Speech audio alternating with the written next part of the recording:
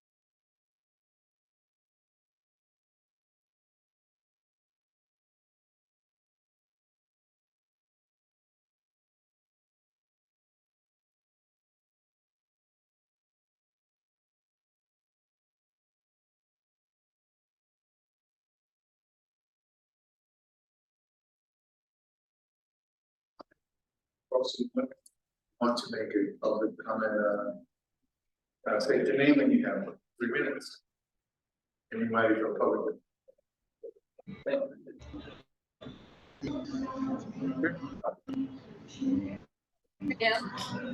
Yeah.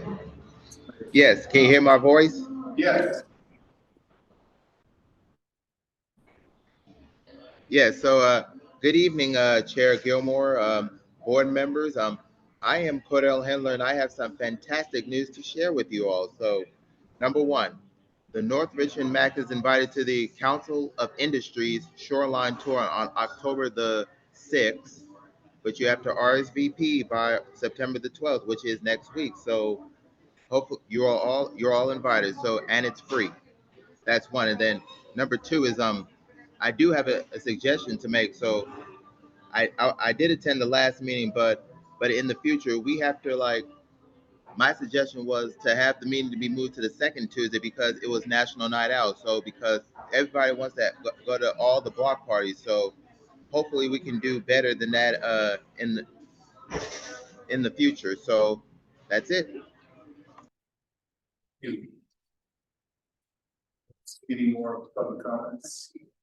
Go ahead. Thank you, Chair Gilmore. My public comment comes from one of our community members. He would like for our housing authority to actually make a comment for the tree trimming that is being done on the property.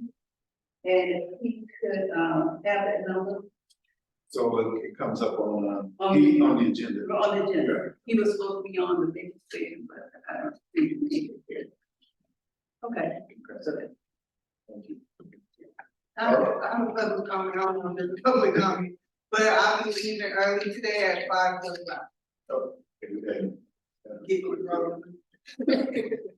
Thank you. Let's see.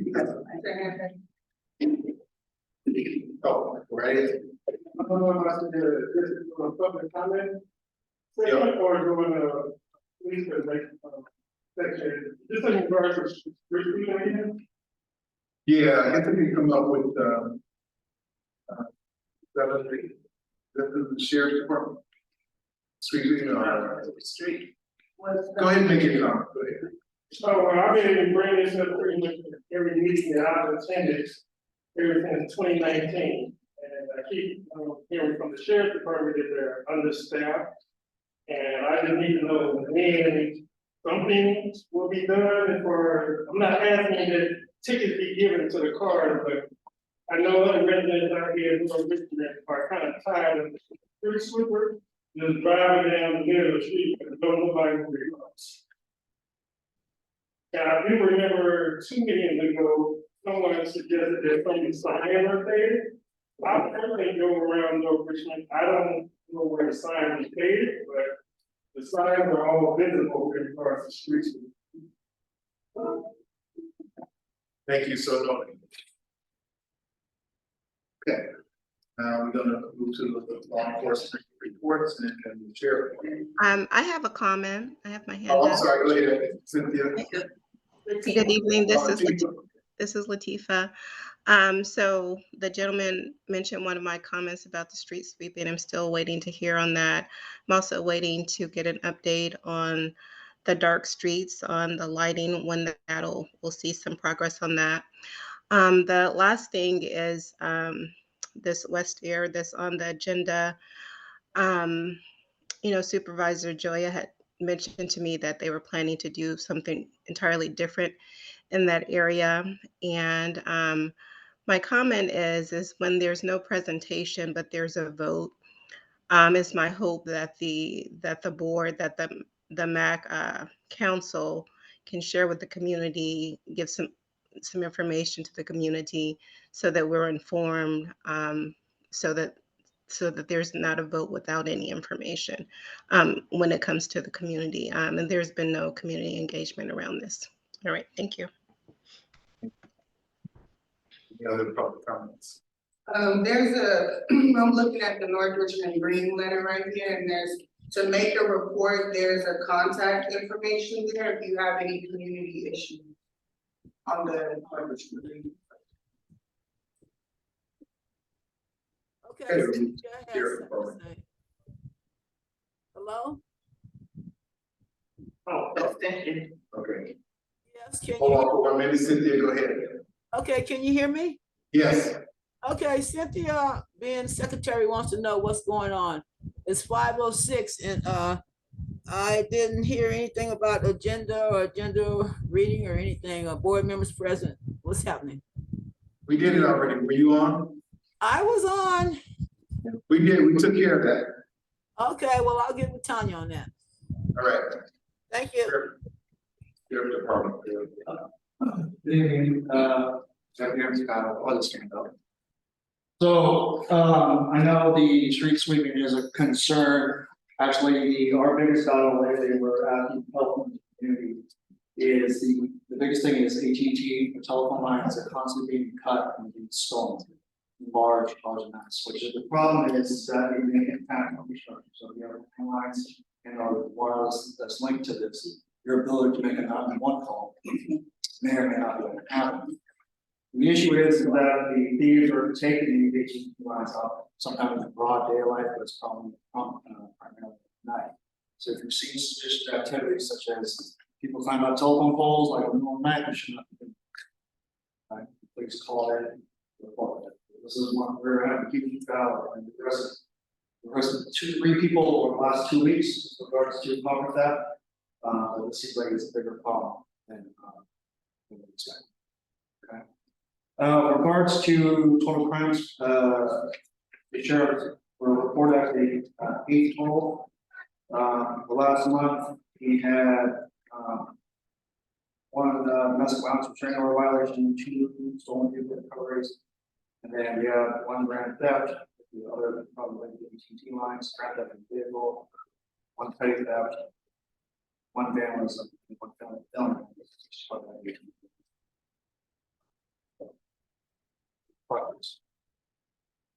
Right. Go ahead.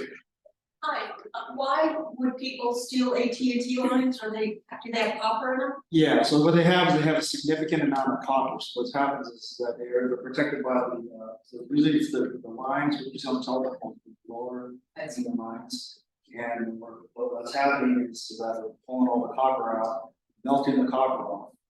Or sorry, melting the plastic off, and taking the copper down. They can go roughly about 3 to 1. That's the biggest battle we're having. Okay. You would be definitely helping the community. Please call me. Any more questions for the sheriff? Thank you. We move on to highway patrol.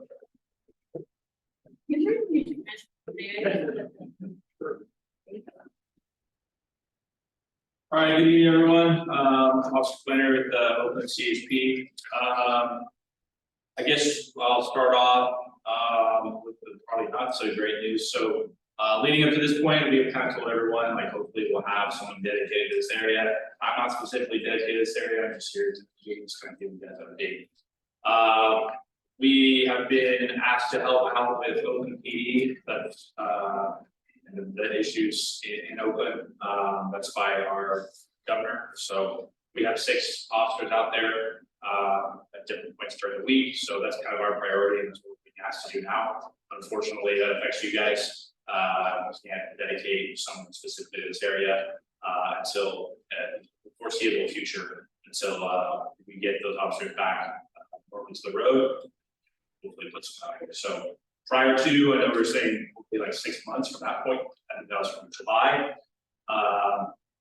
I would say probably at least we don't really know how long we're going to be keeping the stations open, helping out with the D. So I would probably redirect our attention towards probably next year at some point. So with bad news, there's also good news.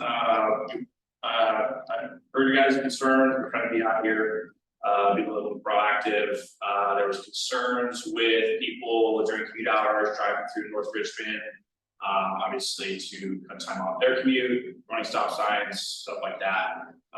So some stats from the month of August, we stored or impounded 16 vehicles. A lot of the times these are the ones that have been out there collecting dust. They're just kind of a nuisance, eyesore. We wrote 24 tickets. Looks like more than half of those were moving violations. So typically there's going to be like your stop signs and speeding, stuff like that. We issued, you'll sometimes see like a yellow sticker. Those are our way to kind of notify owners who move their vehicles before we tow them. We issued 10 of those. We took 14 traffic collision investigations. It looks like we assisted with 12 other incidents with other agencies, whether that be for fires or volunteer service with the sheriff's, if they request this out. We had 2 DUI arrests. So this covers this specific area and then also in Burlington Heights. From my experience, we don't, the call volumes definitely more so over here than this Heights. So that's pretty much it. Any questions?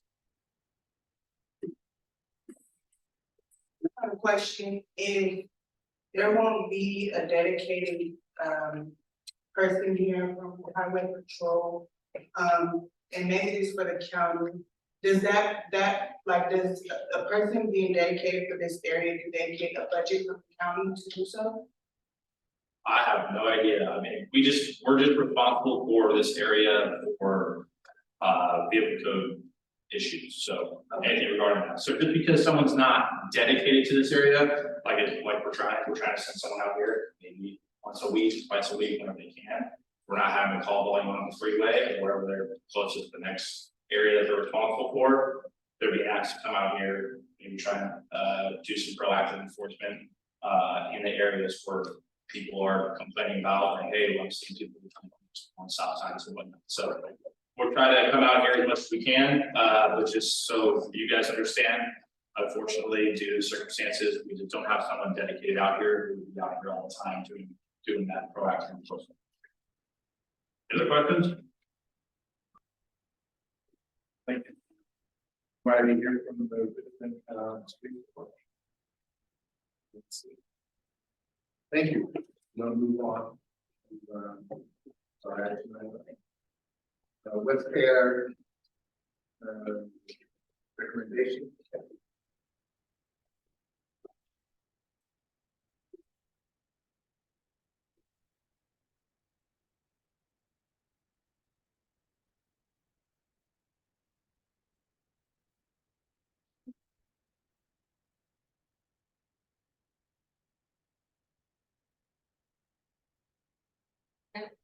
Yeah, I'm not reading because I can share their presentation.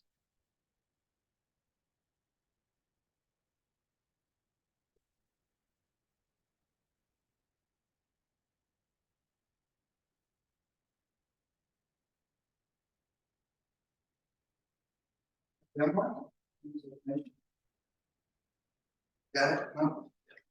I'm just gonna make a couple of opening remarks. Michael Fouet with West Air is here and will make most of the presentation. We'll answer any of your questions. And I want to thank you for the opportunity to be here. I heard the comment about public outreach. This is the beginning of public outreach. First, it's a project that's inside the county. The MAC first. An application that's been submitted to the county, but the county process has just begun. There's been no hearings at all by the county. There's been no, they haven't even figured out the level of environmental review they're going to do. So we're very much in the beginning. So we view this more as step one with the community. This is not the only time. We're happy to come back whenever the community would like, whenever the MAC would like. I forgot to introduce myself. I'm Eric Sell. I'm a consultant based here in Richmond. I've worked, been to this MAC many times in my career, certainly in the movement here as well, and down in Oregon.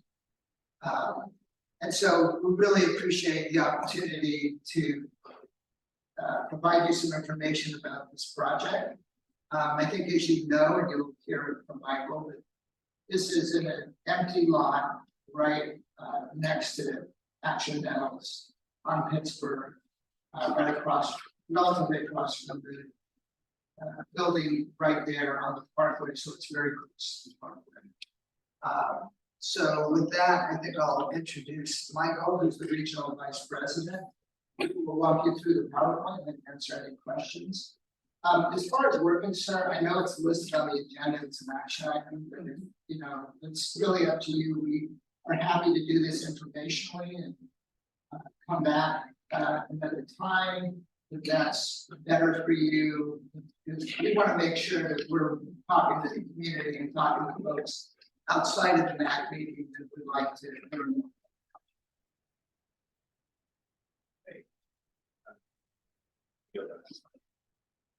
My name is Mike Hewitt, or you can call me Mike, I work for a company by the name of West Air Gases. And we've purchased about 3.5 acres of land right off Pittsburgh Avenue. Looking to put on a facility there. Yeah, I can get into it here.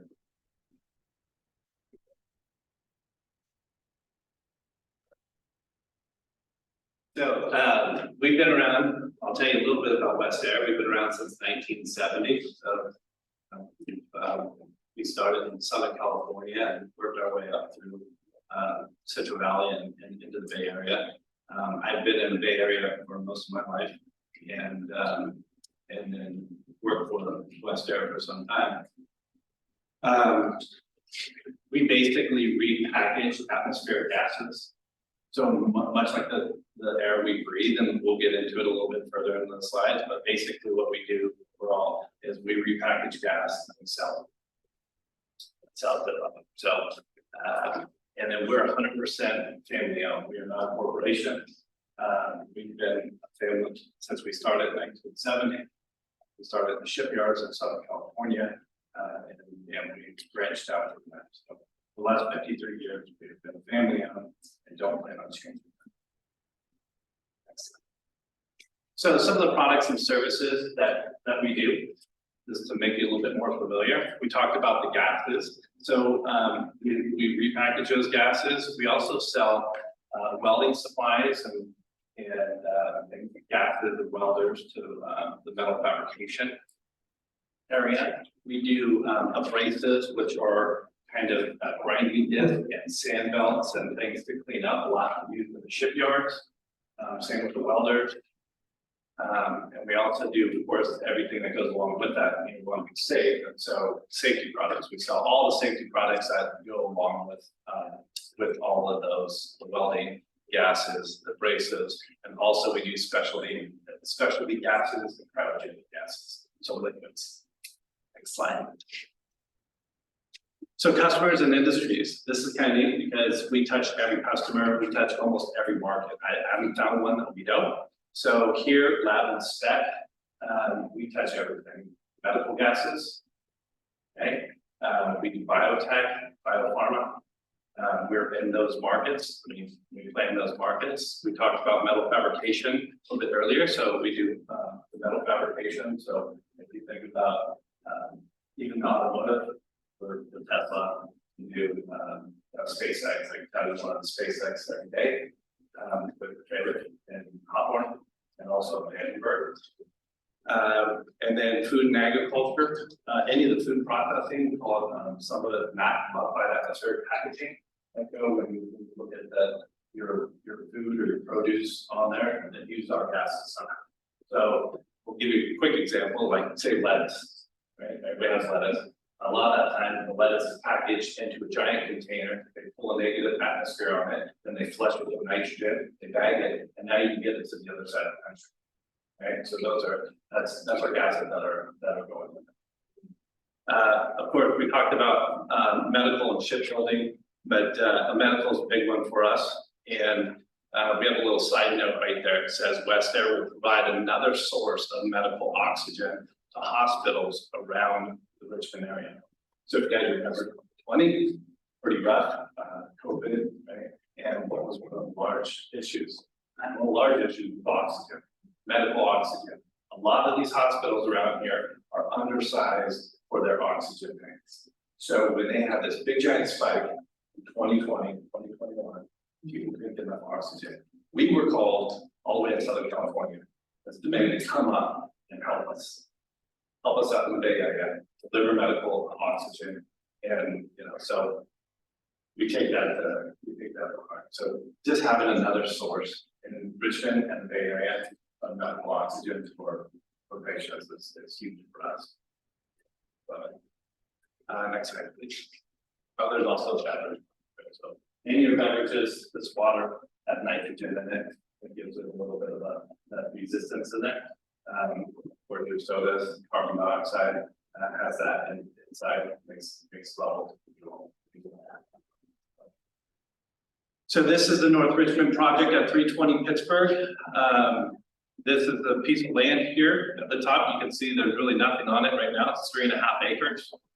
And this is what we're proposing to do on lower is put about a 30,000 square foot retail and specialty gas center. It'll be a small retail store, roughly about 2,000 square feet of retail space. And then the rest will be a pumping facility with repackaging that gas. Next slide. So this is a bit of a pie chart here, but West Air has acquired, obviously, I already told you we acquired the property there. So and we submitted the application to the county back in mid-June. And so they have it, but like Eric was saying, we're going through this process. We haven't even had environmental review. So it's kind of a long road for us. And we want to just make sure that we're doing everything right, proper for the area. I told you it's going to include a retail space and we'll have a couple of delivery trucks out of there. That brings us to the traffic.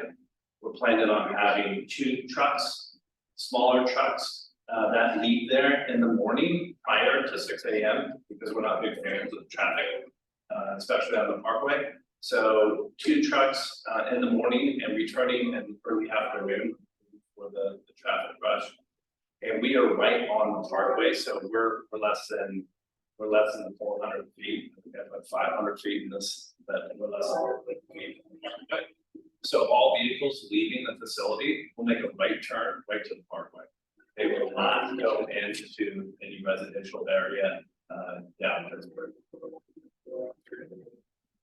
And then sustainability, we're committed to environment friendly. Almost all of our locations have solar on it.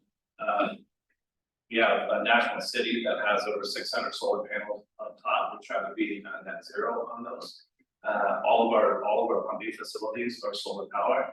And this facility that we're proposing in Richmond would have electric forklifts and our electric vehicles as soon as they're available. Right? That's one of those things, because some of them, sometimes on those bigger trucks, they don't have them available right now. They're sucked up in the market. So we do have one on order because they're very far out, out of a year. So we do have one on order now. Next slide. So like I talked about a little bit before, we store and repackage atmospheric gases into cylinders, and then we deliver them to our end users or our customers. 95% of our gases that are at this facility are gases that are in the air, right? Nitrogen, argon, oxygen. Okay, that's 95% of the gases that we do. The other 5% is like propane and hydrogen. So I'll tell you kind of how much propane and hydrogen we have on there. It would be in quantities much like your local Lowe's. When you go in and change out a barbecue, like 5-gallon propane, that's what we're looking to have there as far as propane. Hydrogen would be roughly the same. In fact, we are 96% less hydrogen than any of your hydrogen refueling stations that are in Richmond. So very little when it comes to those flammable gases. There's no hazardous waste that's going to be generated or stored on site. So no issues with hazmat. And every one of our employees, they get trained, and we have what we call West Air U, or Western University, that train our employees on how to safe handling of the gases and our products. And then let's see here. The Contra Costa Community Development Department will be evaluating the application and determining the level of environmental review, as Eric said earlier. So we're still going through that process.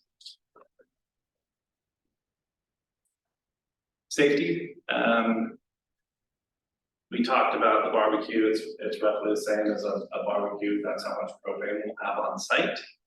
The hydrogen, I spoke to it, that's 96% less than the fueling station that's in Richmond. And we'll have, Western has no atmospheric or flammable gas incidents in the company, so that always comes up, right? You have some high pressure cylinders or liquid containers, you know, what kind of releases or any issues that you've had before.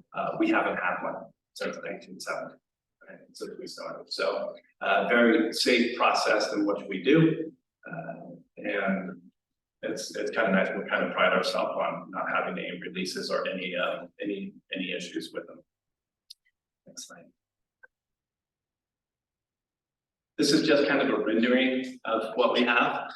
You can see on the top, those are all solar panels. So at this facility, we're gonna have over 650, almost 700 solar panels. We're gonna try to get as many as we can on that.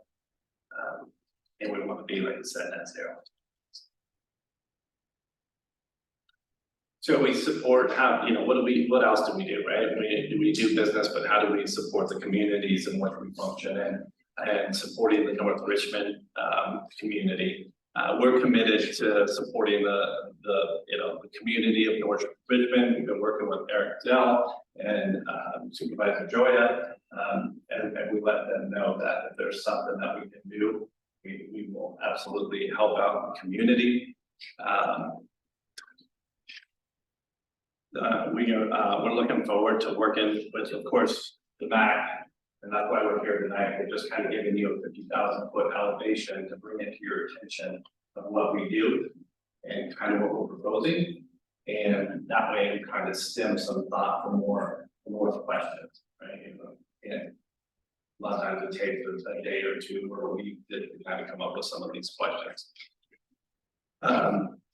We have supported the Contra Costa College Foundation, which 85% of the students are from Richmond and the San Pablo community. So we've done some of that. We're looking to also work with the local high schools in their welding program. So we have some calls out for that, and was out meeting the John and high school.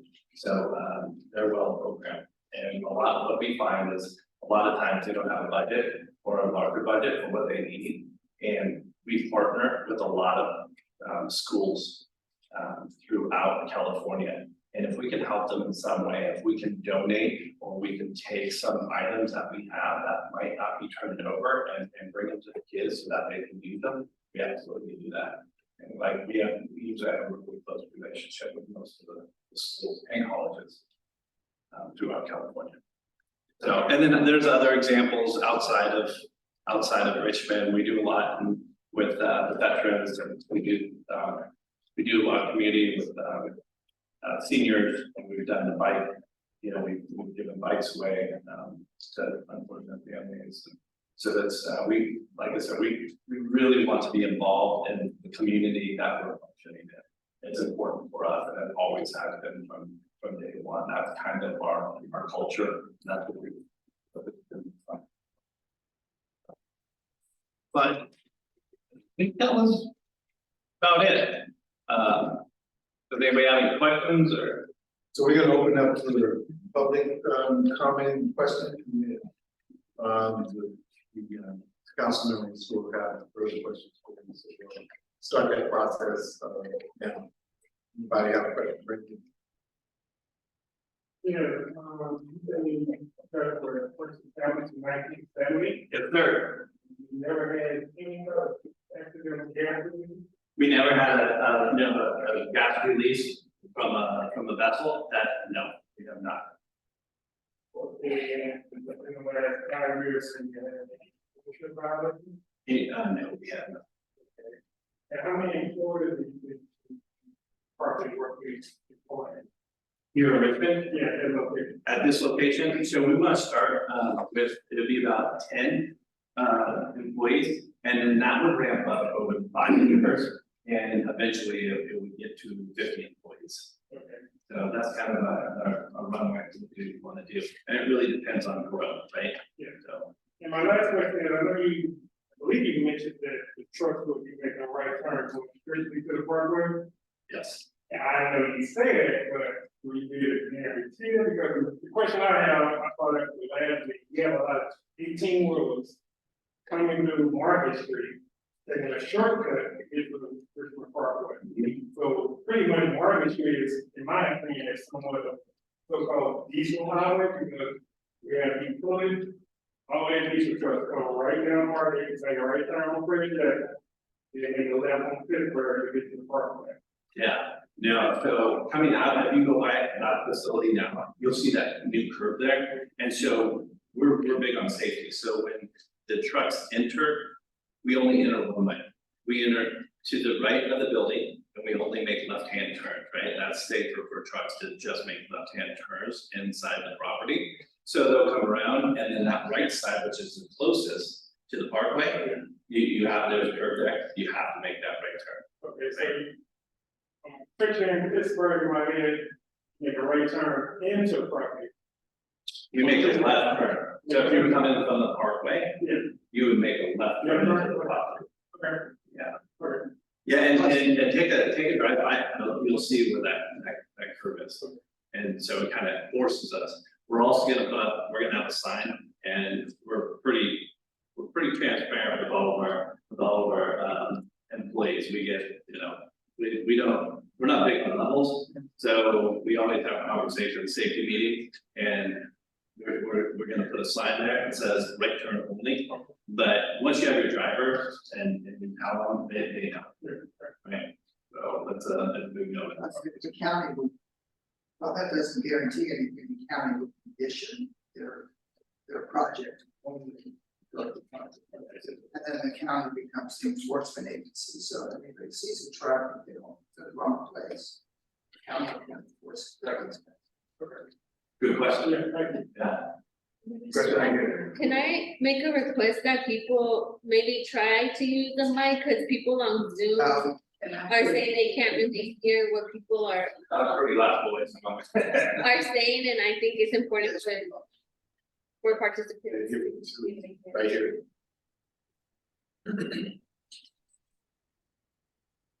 I have two questions. Okay. One is like, what made you take a decision to have your business here? And the second one is I feel very positive, it will not, whatever it is, will not have any negative impacts on the community. Great, both questions, great.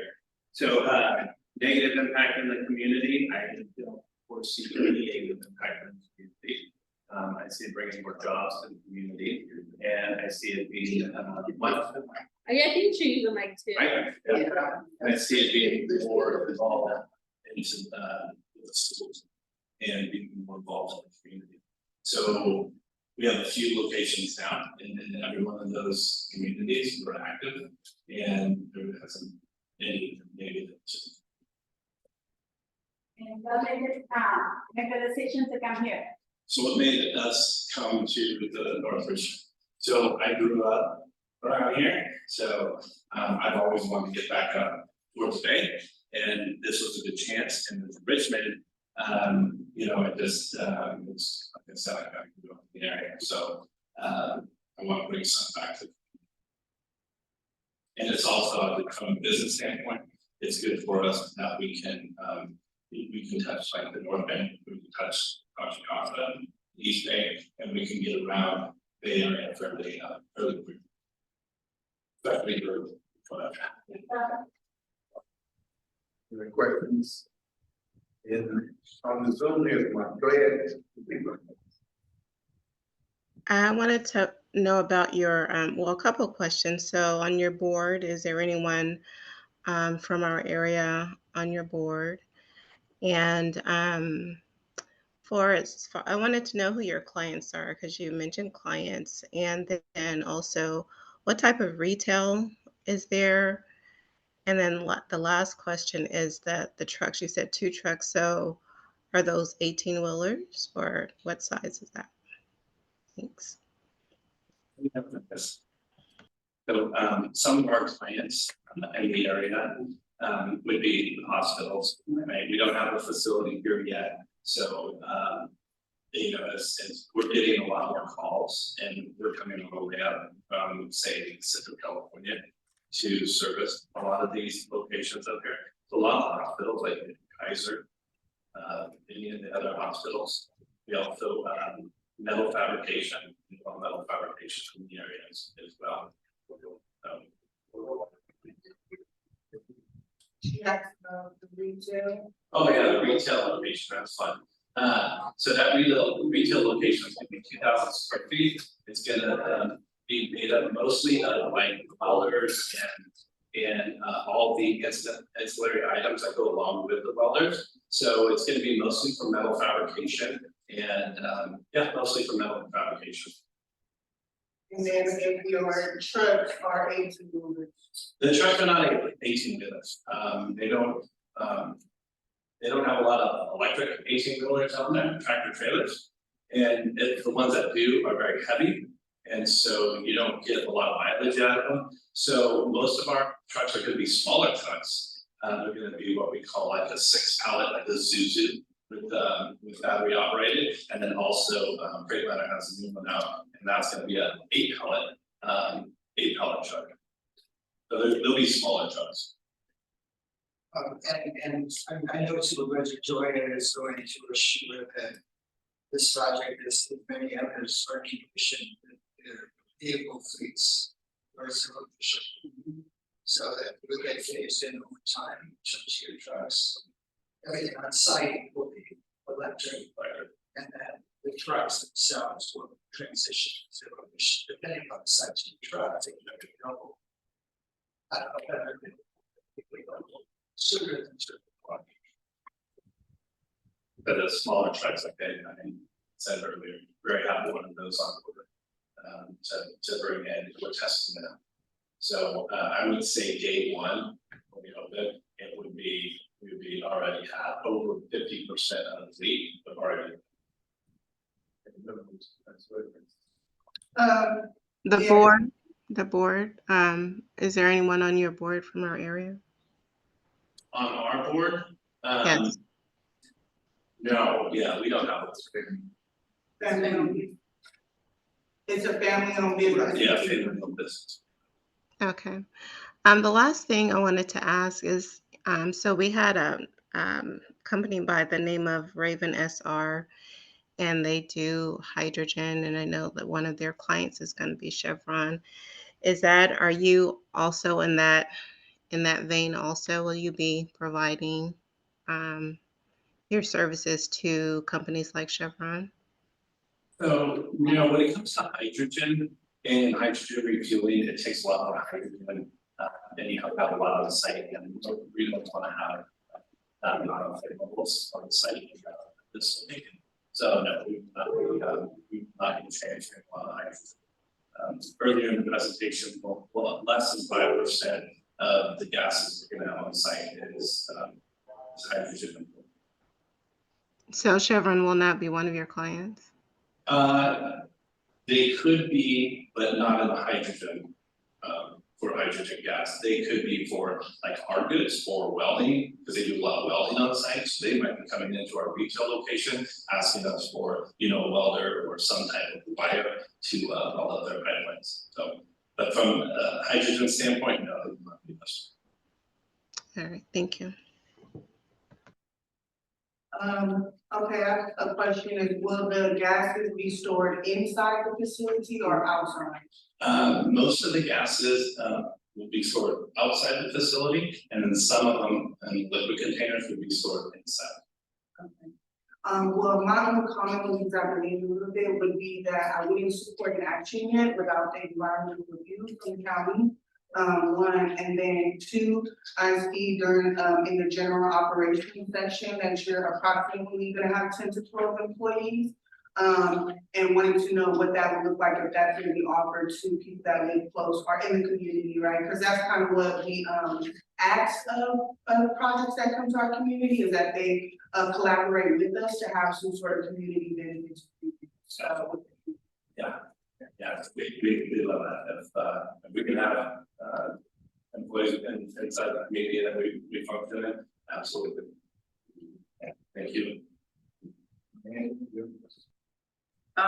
No, so far, the questions I was gonna ask has been asked.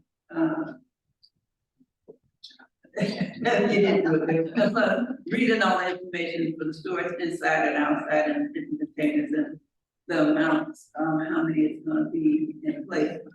But I was sort of curious about the build out of actually building the facility. I know the structure is there, but how long do you think it would take to actually build once you get everything taken care of? And gone through the county, what would be, you know, the plus or minus time span for actually building on the structure itself? Yeah, it'll take us about a year, But I would say. Yeah, I was gonna raise my hand for a different question. so, yeah, so that's basically, you know, it was very thorough from what we read. Okay. And what you presented. And there again, we want to bring this to you, you know, we want to be as transparent as possible. So anything, any questions you like, for, you know, this is part of the community and yeah, we got all that out. Even the zero emission, you got that, you got that, people, I didn't know that. Now you on that one. Thank you. I think that's what all my questions. Thank you. I just have one final question. Roughly how many cubic yards would be stored on? We do want to add. He might be, like, the reason I'm asking is that facility is right there, adjacent to the fire department. And I believe that's what the present gas company over there, and they had a large explosion back in the days. And it rocked this whole neighborhood. I don't know if you were there. Oh, you're speaking of, if I may clarify that, that was general chemical? Yeah. Yeah. Facility is right there, they building right there across the street, adjacent from the fire department. Yeah. Not general people. That general. On the That's corner General there, Kim. the corner, Yeah, on the corner there. There was a big, they had a big explosion back in the eighties and it rocked this whole area. Right, wasn't the first time, wasn't the last time. I can't recall. She said, wasn't the first time, won't be the last. Yeah. Oh, Yeah, I like that, I like to talk about. yeah, I think the company, they still in business, but it was in the late eighties. And it rocked this whole area, and that facility was shut down for almost a year, to repair. It's not a facility that have freestanding tanks or white and then shaped triangle. It's the, They have tanks out there on the property there. So either big white thing, it's right there on the corner, it's yeah, that's what I'm thinking, that's not this track gas, not this, those are all nitrous Okay. tanks, so we have no nitrous on the property. We don't do that up here. Okay. So, yeah. Sorry about that. okay, we want to thank you for coming early Very good. and also. Question, Don, don't overlook me. Oh, wait, I'm sorry. You're gonna be a retailer, you guys are really into like the electric cars and stuff, so would that include people who have electric cars to park there? That's a great question. So that is what we're thinking about trying to put in some fast charging systems there for the public, and that's one of those things we're trying to get through right now. So that is definitely on the table. That's a good question. Anybody else? I don't want to miss folks. Yes, Cynthia has a question. Oh, Oh, hello? Okay, I would like to know, what is the capacity of the gas that would be stored on the premises? Do you have a holding tank or what? Or do you manufacture the gas at the location and then transfer it into a holding tank and then for sale into a smaller container? What's going on with that? yeah, you got it. So there's larger liquid containers that then are repackaged into smaller vessels and then distributed to their customer. So basically medical oxygen, you have a medical oxygen stand tank, that oxygen is then pumped through a system into a cylinder. And then the cylinders are then clustered and put on pallets, and those pallets are then put on the trucks, and then those trucks go. So you will have storage containers on the site? Yes, there'll be some storage. Okay, because it's just like the person that spoke before me, when we talk about this gases and stuff, and like being a long time North Richmond resident, done lived through so many chemical explosions, your mind just goes straight back to General Kim and what happened then. So that's what I'm concerned about. Large containers holding gases, you know, in the community is not cool at all.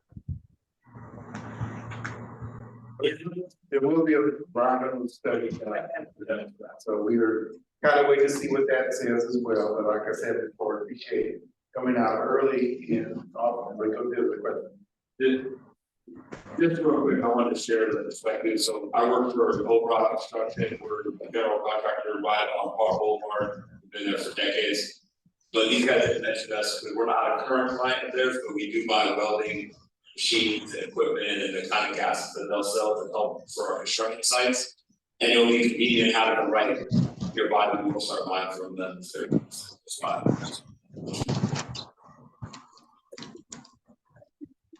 Any other closing remarks? Yeah, I just wanted to thank you for this, and also just to say, we view this as just informational. They will go through the environmental process that can take months to a year, depending on the level of environmental review. And then after you have that information. Thank you very much. All right, thank you. Thank you for coming in person versus being on our family. Oh, yeah, no, we like the face to face. Okay, we're gonna move on to the presentations, and we have Emily.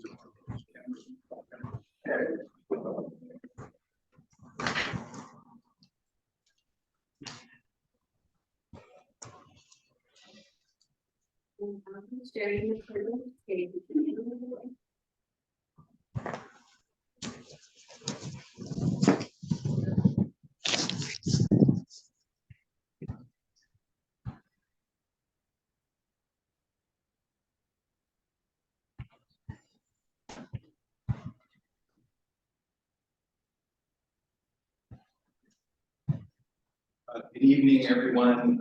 Mr. Chair, members and members of the public. My name is Jamar Stamps. I'm a planner with the Contra Costa County Department of Conservation and Development.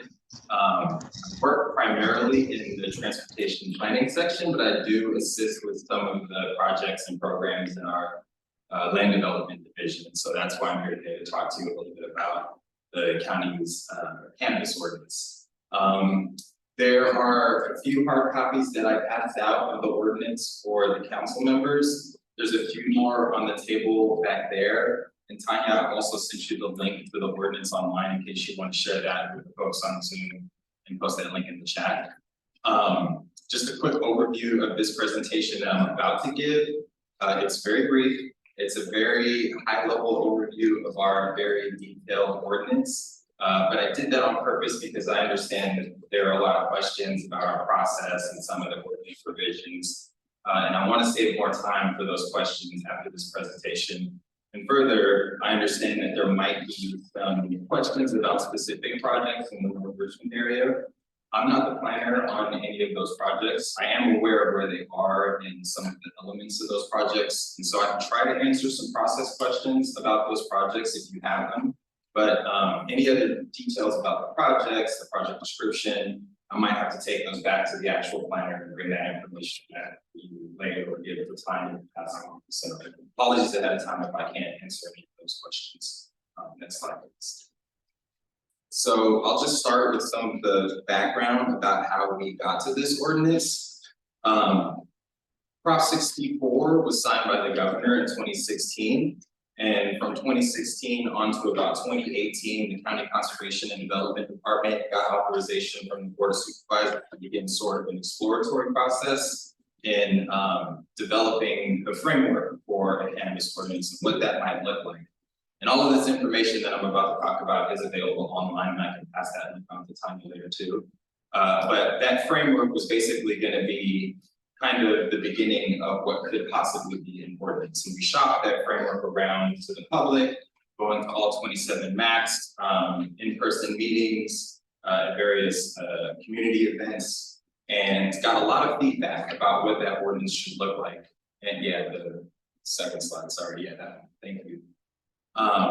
And that helped to shape what eventually became the ordinance that was adopted by the Board of Supervisors on June 26th in 2018.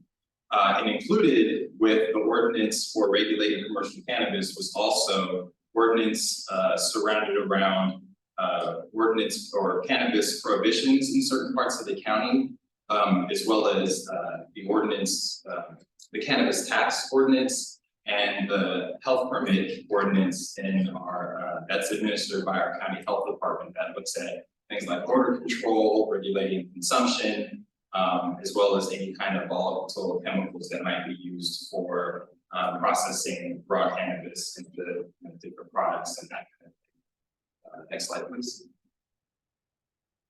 So with that, our the ordinance also put together a process for considering different commercial cannabis uses in the county. And there was a distinction made between certain uses. Some of them require a two-step process, and some of them require just a simple land use permit process. I'll go over the first few cannabis uses that require the two-step process. So the first step in the two-step process for commercial cannabis cultivation, retail storefront, and manufacturing associated with cultivation in a rural or agricultural area included what's called a request for proposal process. And basically what this is, if you can contact commercial cannabis proposals under any of these categories that we consider, or a team of county staff considered, and then eventually ranked and then recommended to the Board of Supervisors to invite to apply for a land use permit, or the second step in the approval process.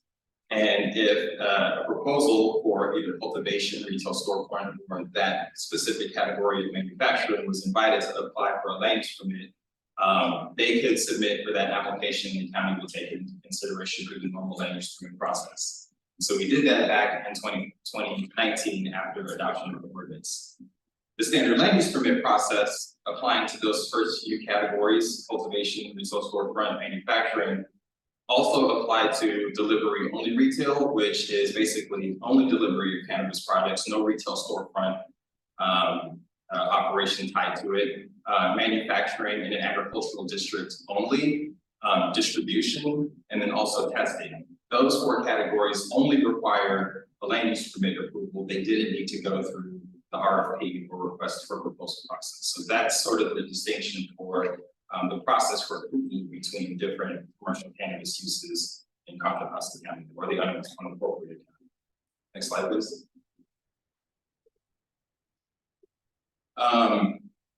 So we began the request for proposal process for all of those uses that I just mentioned back in June or in April of 2019, and that went for a few months through June 2019, where we again invited interested parties or applicants to submit a proposal against or a proposal that responds to the request for proposal.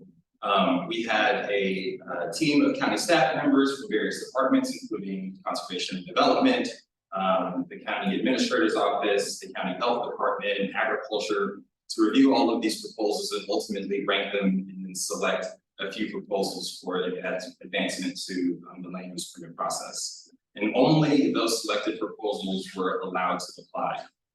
Overall, during that process, we had 21 retail storefront and 19 commercial cultivation proposals. So in total, we reviewed 40 proposals, but only selected 4 to be invited to apply for the land use permit for retail, 10 for commercial cultivation, and then 2 for that specific type of manufacturing that I mentioned for the RFP process.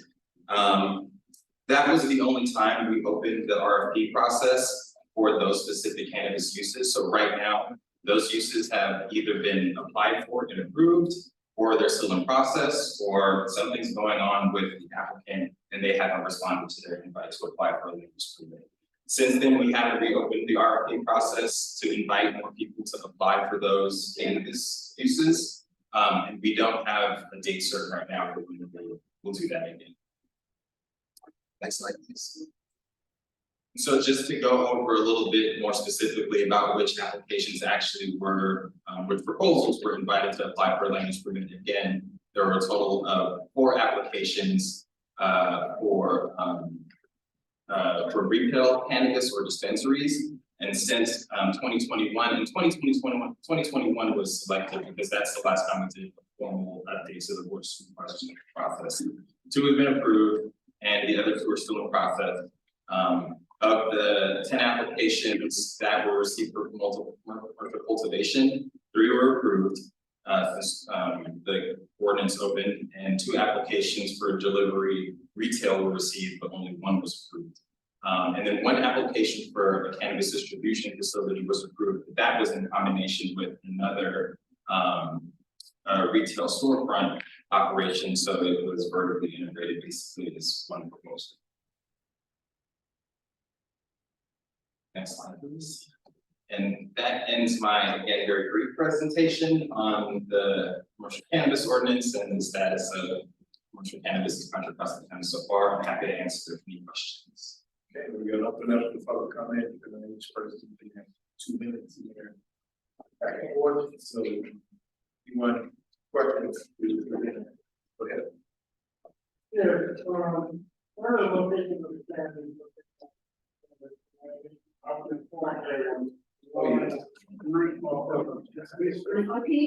Can you come up to the mic just because we want to make sure everyone can hear the knowledge too.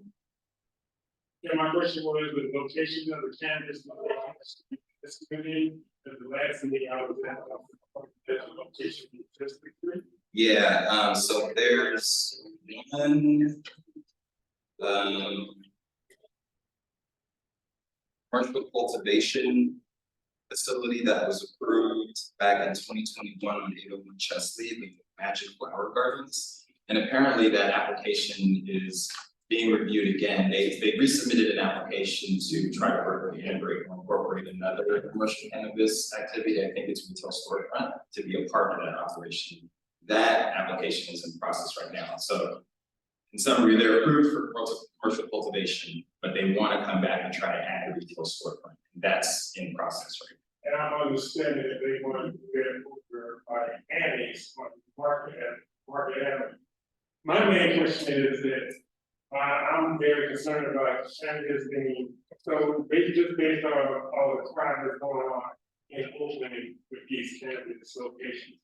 And I guess my question to you would be, or to your organization or your bosses, why allow cannabis to be locations to be close to a community? Why don't they open a cannabis location in downtown Richmond where all the rest of the business are?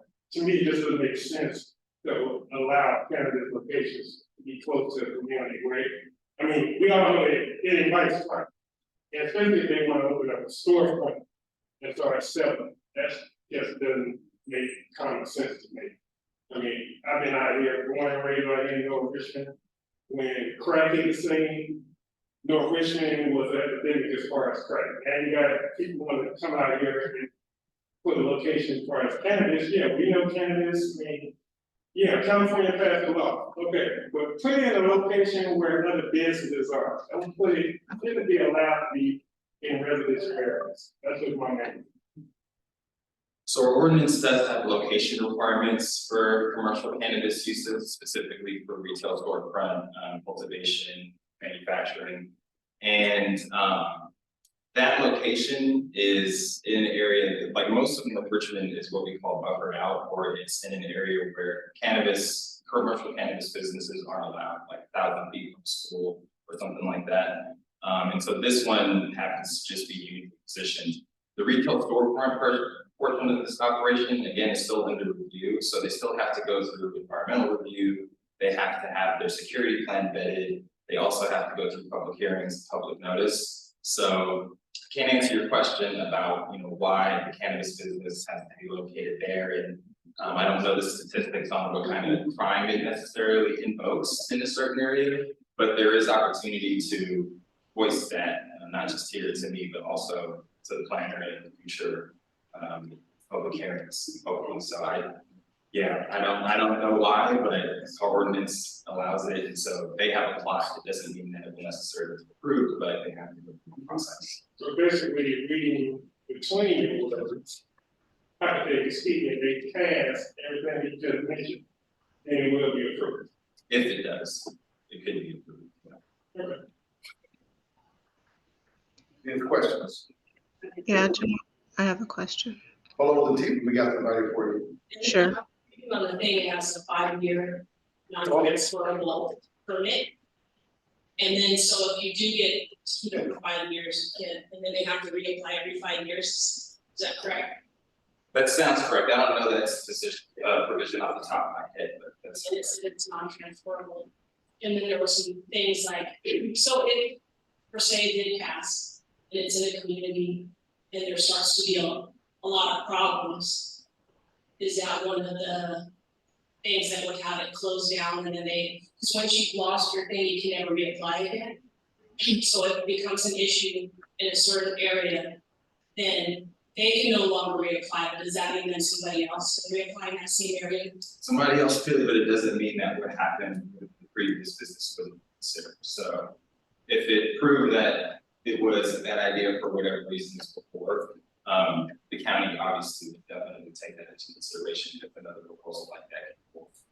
And then how far, you said how close, because there's a school here, and then you've got, a lot of little city park things. What's how much space does it, are you kidding? How far? It's 1,000 feet? Yeah, I can look that up right now and give you the specific. Locational points.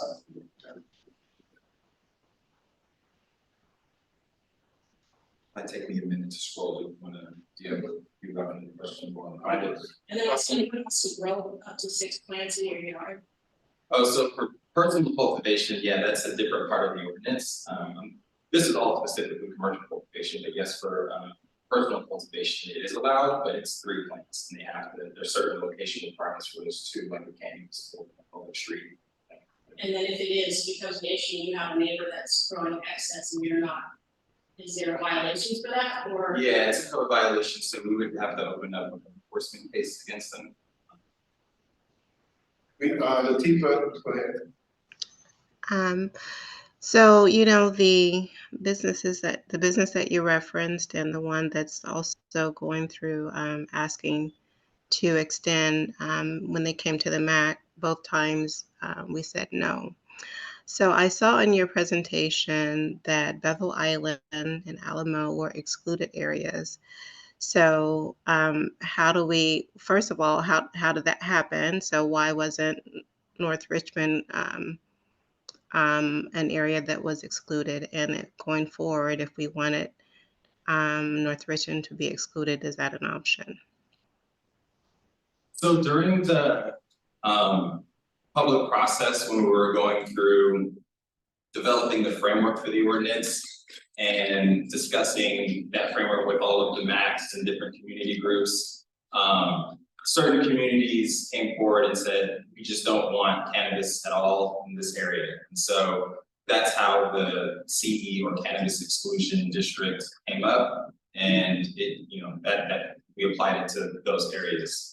In the future going forward, I don't know what the process would be for, communities that want to have that overlay applied to their area. I mean, it could be, but I don't know what it would entail. Obviously it might require more community meetings, more discussions, but then if there are existing cannabis businesses in that area, what does it mean for them and their businesses too? That's something that we would have to consider further. I don't have a straightforward answer on that right now. Yeah, because Jamar, in your presentation, all of this started even before. I mean, I know some people have lived here a long time, but I purchased here in 2017. So this conversation started before I got here, and there hasn't been, so I think for people that are newer to the area, it's only fair to have that community engagement, like recent community engagement. So anyway, thank you. Thank you. Okay. I just really concerned about this kind of things around our neighborhood. I hear like 2 big plans or 2 projects are approved, the one on Chesley, and I read something on the internet about car. My big concern is like, this just starting, and it looks like we are attracting, like really fast, this, business. Who is in charge to regulate how many business and that they are like fairly, placed in all the county, you know, it's not just, we don't, like, not Richmond doesn't get all of them most of it. How did that happen?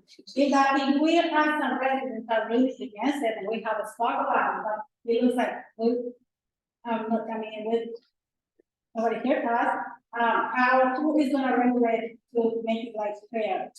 I mean, and another thing, so a thousand feet from my school, I mean, to me, is like not enough distance, you know, to protect kids from things happening. So, thank you. Sure, no problem. Thanks for the comment. So what I unfortunately didn't mention, and I should have in the presentation, is that the commercial cannabis activities that require the RFP process or that two-step process, we do have a cap on the number of permits that we issue for those. So the retail storefront, it's a total of 4 countywide, and none of those retail storefront or businesses currently exist in North Richmond, but again, the 801 Cheston business is trying to apply for it. And then there was a total of 10 cultivation permits allowed countywide, and I think right now 2 are in Richmond in the incorporated area, where the rest are in East Contra Costa County or some other industrial area in the county. So the ordinance is what regulates the amount of cannabis permits that are allowed in the unincorporated area. Unfortunately, because we're so close to another jurisdiction that allows commercial cannabis, and I don't know if they limit the number of retail storefront uses or cultivation businesses that they have, that concentration can look a lot higher because the county doesn't regulate the city's actions. So that's where, unfortunately, the difference can come in, but for the unincorporated areas. Well, there should be like some kind of talk with them to don't burden our communities with that. Agreed. Keep saying no, okay. One more, and then I. Yeah, okay, go ahead. Yeah, so these different kinds of cannabis, cannabis production sites. Is the connection between crime and the cannabis locations, is that primarily retail locations that people are, doing these smash and grabs and stuff like that? Like, is it the retail locations that get targeted for robberies where the cultivation developments aren't getting robbed?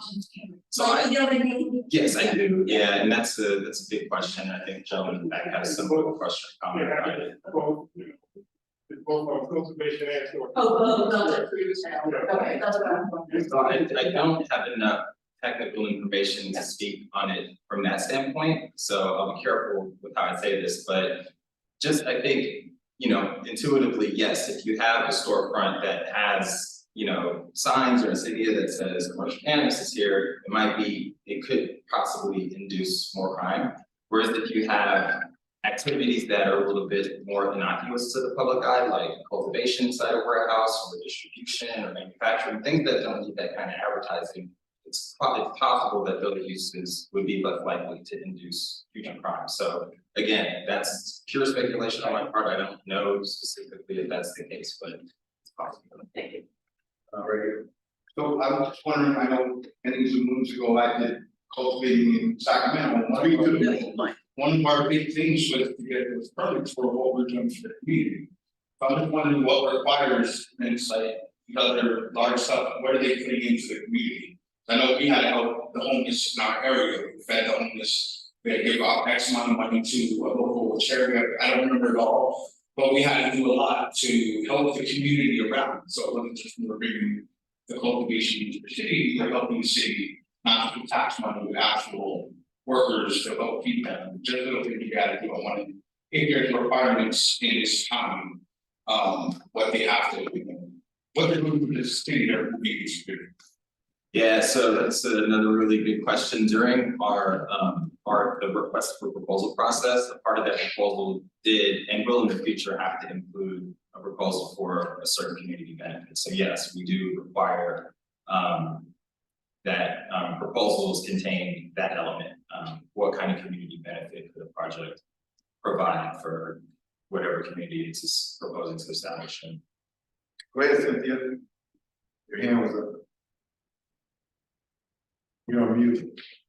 Are you talking to me, Don? Yeah, did you have your hand up? Question is, well, he did give us some statistics about the different cannabis that have applied, put in applications. But I would like to know, do you have information on how many cannabis operations are in or around the North Richmond area? Because I was told about several operations that haven't been spoken of. So do you have that information available?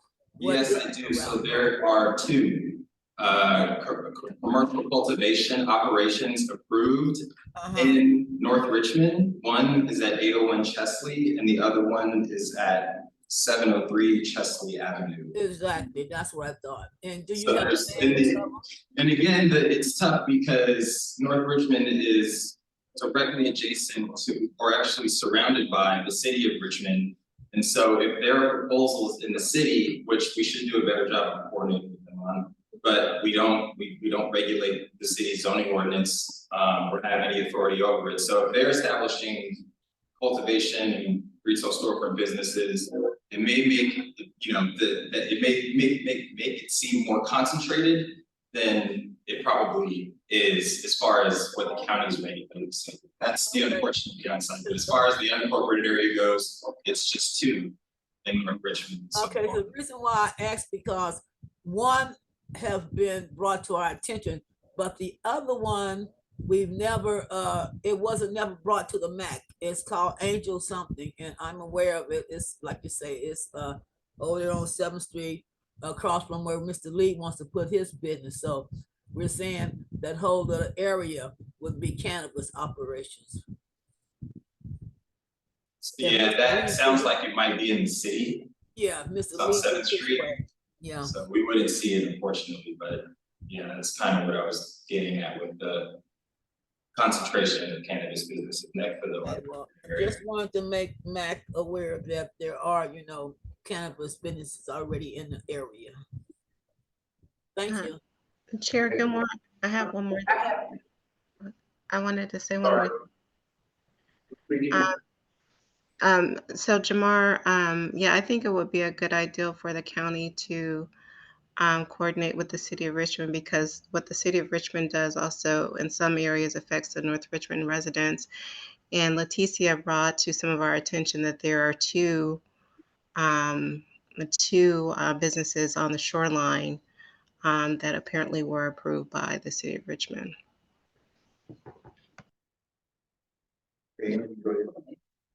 So, I'm just gonna take it back a little bit, and I'm not gonna be long with it. The ordinance background, that has been identified here for the ordinance for the number 2018 and 2019. If you could just identify for me, Bethlehem Island, this location, and correct me if I'm wrong, that's East County? Correct. Sandmount, East County, Correct. Alamo, East County, Central County. Central and East County, okay?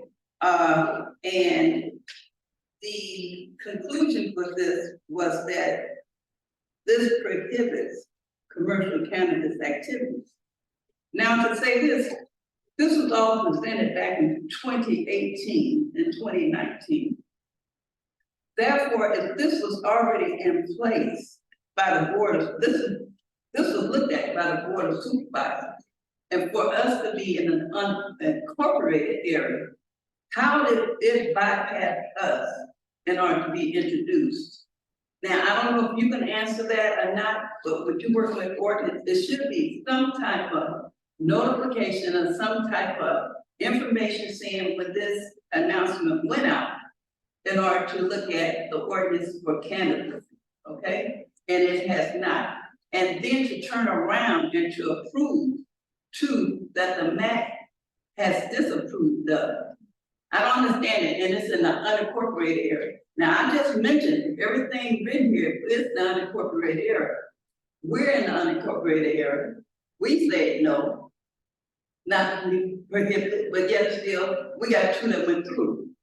Now, you may not be able to answer that, but we say no, and for the distance, why to have this in the resident area instead of out in the outskirts, if it was to be, or not to even consider it. It was not considered that we did not want this. And we still have two to go through, but yet it's still East County and Central County is saying no, but we say no, and we got two. I don't understand. So I think the East County locations was to dive a little deeper into the Bethel Island and the Sandman situations, because those are. Unincorporated? They're both unincorporated, but Sandman still is outside the urban limit, so they can't receive public water. So places they can't receive public water will automatically part of that exclusion. You're right about Central County. I can't explain that one. It might just have been the desire of the community not to include it or other issues. The thing that's about here, and I'm not cutting you off, I'm just saying the same side here. I just wanted to make that statement, that's all, make it clear, okay? Thank you. Any other questions from the public? I just want to give some context, because you know, I knew we had the cannabis businesses come to the MAC more recently, and then as Leticia and Latifa have flagged, there's Power Plant Park, and then now the newest one is called Healing Park, and those were approved by the city of Richmond and North Richmond. So we are seeing, like, you know, a decent amount of cannabis businesses in our area, right? And when I spoke to Jamar, it didn't sound like we're communicating with the city much about, you know, what are the proposals? What are they kind of bringing to the community? What is their, you know, there seems the residents are finding out, you know, in their own ways about these proposals and after the fact, right, after they've been. So I think we have a job to do around, like, how do we better communicate with the city of Richmond so that we're in the know and we can bring that information to the MAC and other leadership in the community. So that we're just all on the same page of what's happening and how we should move forward as a community. May I just say this one thing? The communication is not being lost per se by the city of Richmond. We stems from the board of supervisors, the District 1. We have a representative, and that information should be passed down to the unincorporated area when things like that occur, so the community would know. So we won't be left behind, because this was approved back in 2019, 18 and 2019. And this was discussed between the unincorporated area, which MACs are formed with the unincorporated area. Anything else in the city line is for mayors. Yeah. So I just want to make that distinction also. You know, we somehow was missed. Okay, so I'm done. So I mean, I think it's clear that there was things that happened that maybe the input that we needed to get in early on, like they did, it didn't take place. Right. I don't know if that was COVID was in here and people were not meeting. I don't know, but that's strange that it got past us here. Absolutely. And the other thing is that, you know, we've had a conversation with Shields Reed, but maybe it's time to engage the surrounding community associations and councils to bring this to their attention as well, because if they're all around us, it's going to take a larger regional effort to make this happen. I hope that there's some way, and Tanya, I don't know if that's within your scope of supervisors, if we can get a kind of an idea of within the West County, you know, when you get San Pablo, you get all of those where is everything at and how much is there? Yeah. We can visit the, their associations and come as a combined group to be able to see what we can do to. Yeah. I think it's a great idea, you know, Oswego has, so they have more retail and they just approved another retail and. You know, I think their city council from what I hear is like in favor of it and has seen a lot of benefit from having it, but I think every neighborhood is very different, right?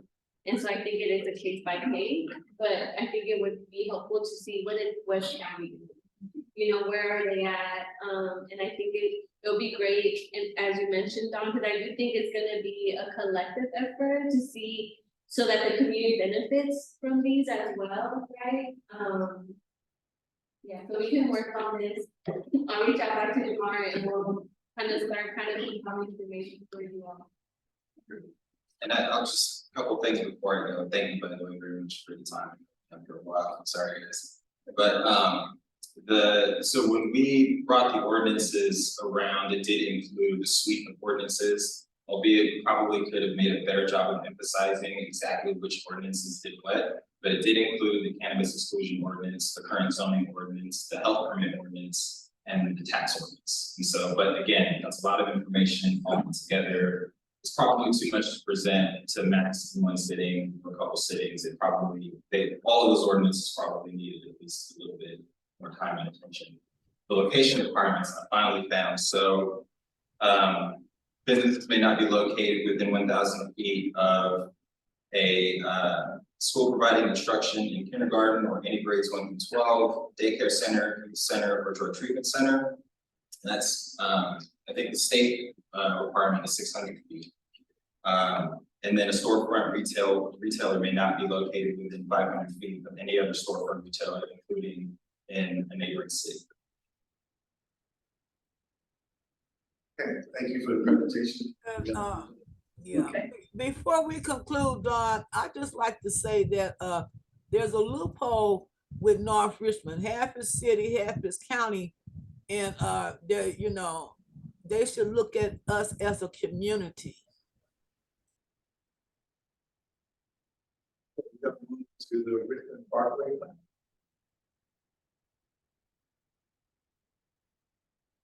I minimize the consumption graphics on the right hand side. I minimize the visitors. Yeah. Let me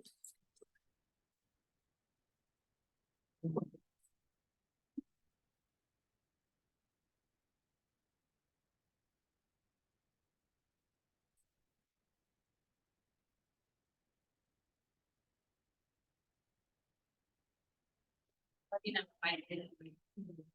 I need my, okay. I'm gonna make the screen here.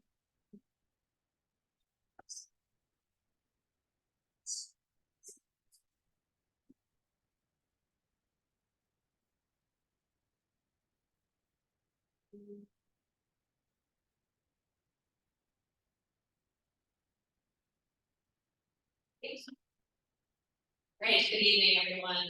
Mr. Chairman, council members, and members of the public. My name is Corinne Schroeder. I am the transportation consultant. I am the consultant project manager for the Richmond Park Bay Transportation. I'm very excited to introduce the project to you all this evening.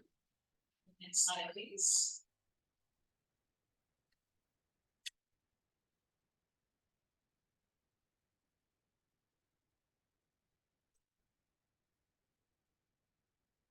So a pretty quick agenda here. I'll provide a brief overview of the project and I'll share some key takeaways that we found for our existing conditions analysis efforts. I'll open up for discussion.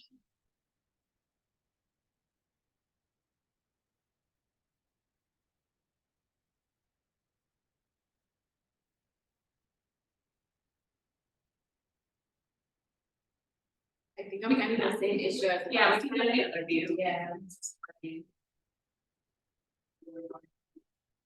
Okay, starting with the project overview, just wanted to provide an organizational chart for the project.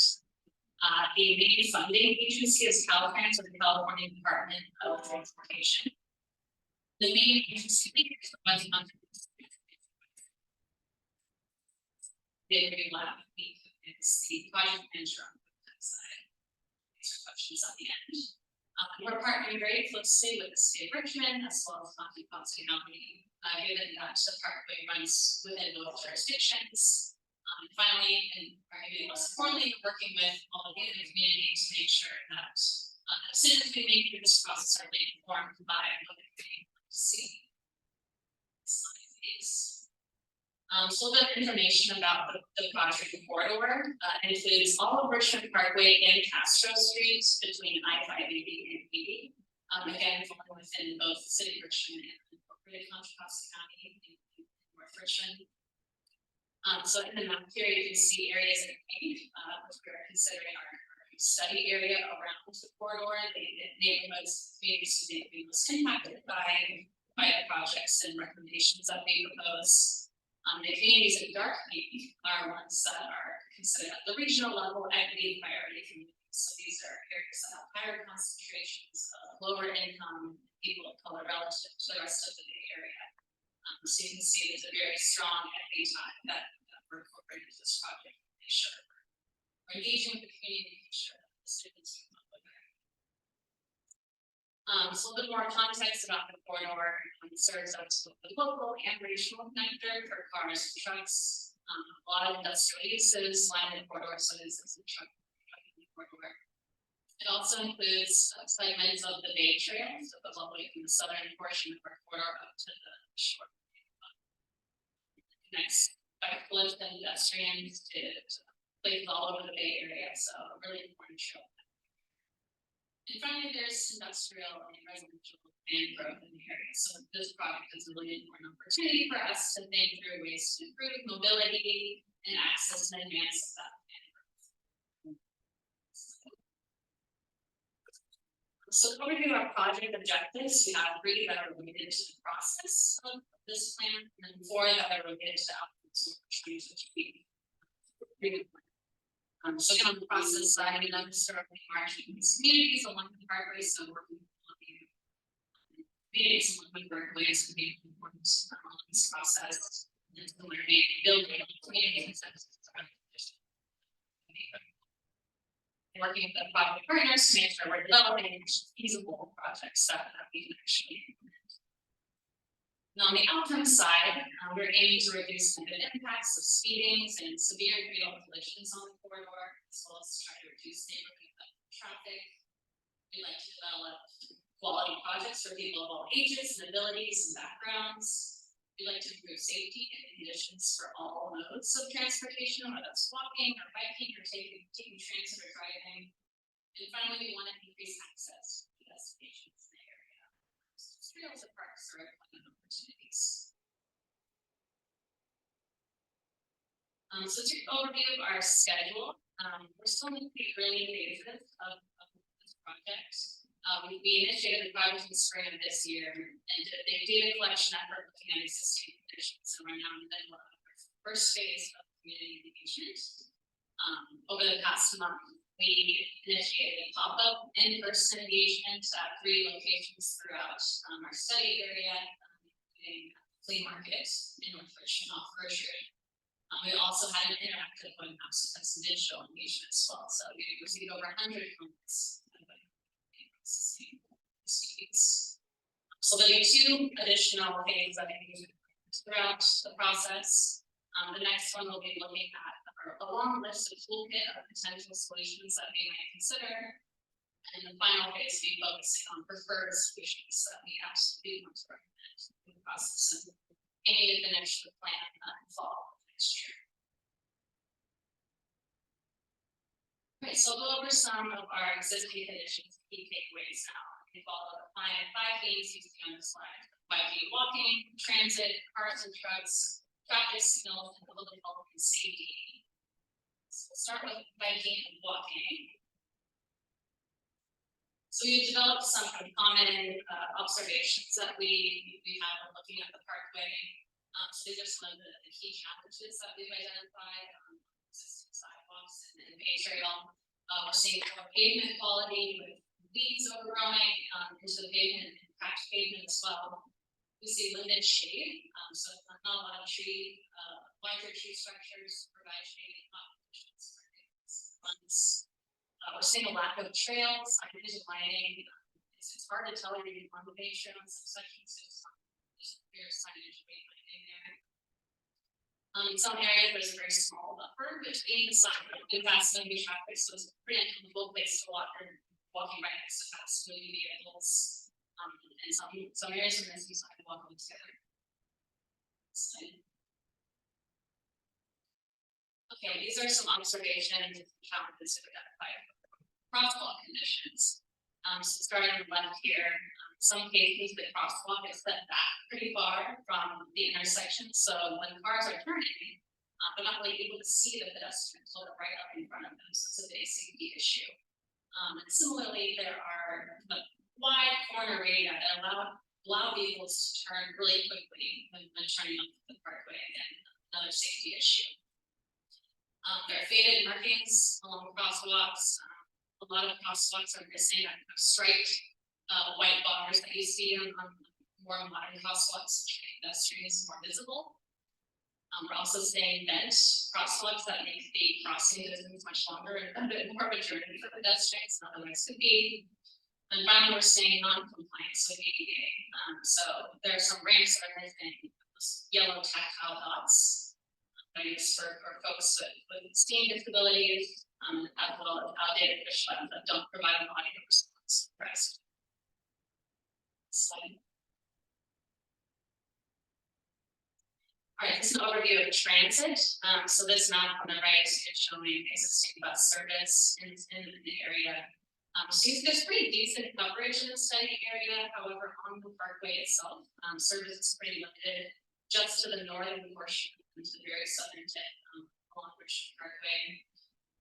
11 routes are provided on the parkway. 8 of those are at the Richmond Parkway Transit Center. It's that bright yellow area right next to I-80. And while that area does provide a lot of service options, there are definitely improvements that can be made to bicycle and walking access to the transit center. Right now, we're seeing a desire line of people walking from the parkway through the landscaping to get into the parkway. So maybe a more formalized access point would help improve access there, as well as providing more high quality bikeways access to the transit center. And the general other stops along the corridor, we're seeing missing shelters and lack of accessibility systems. And on the cars and trucks, so looking at the data, this is collected today. This year, we're seeing on average about 25,000 cars a bit more than that on average weekday.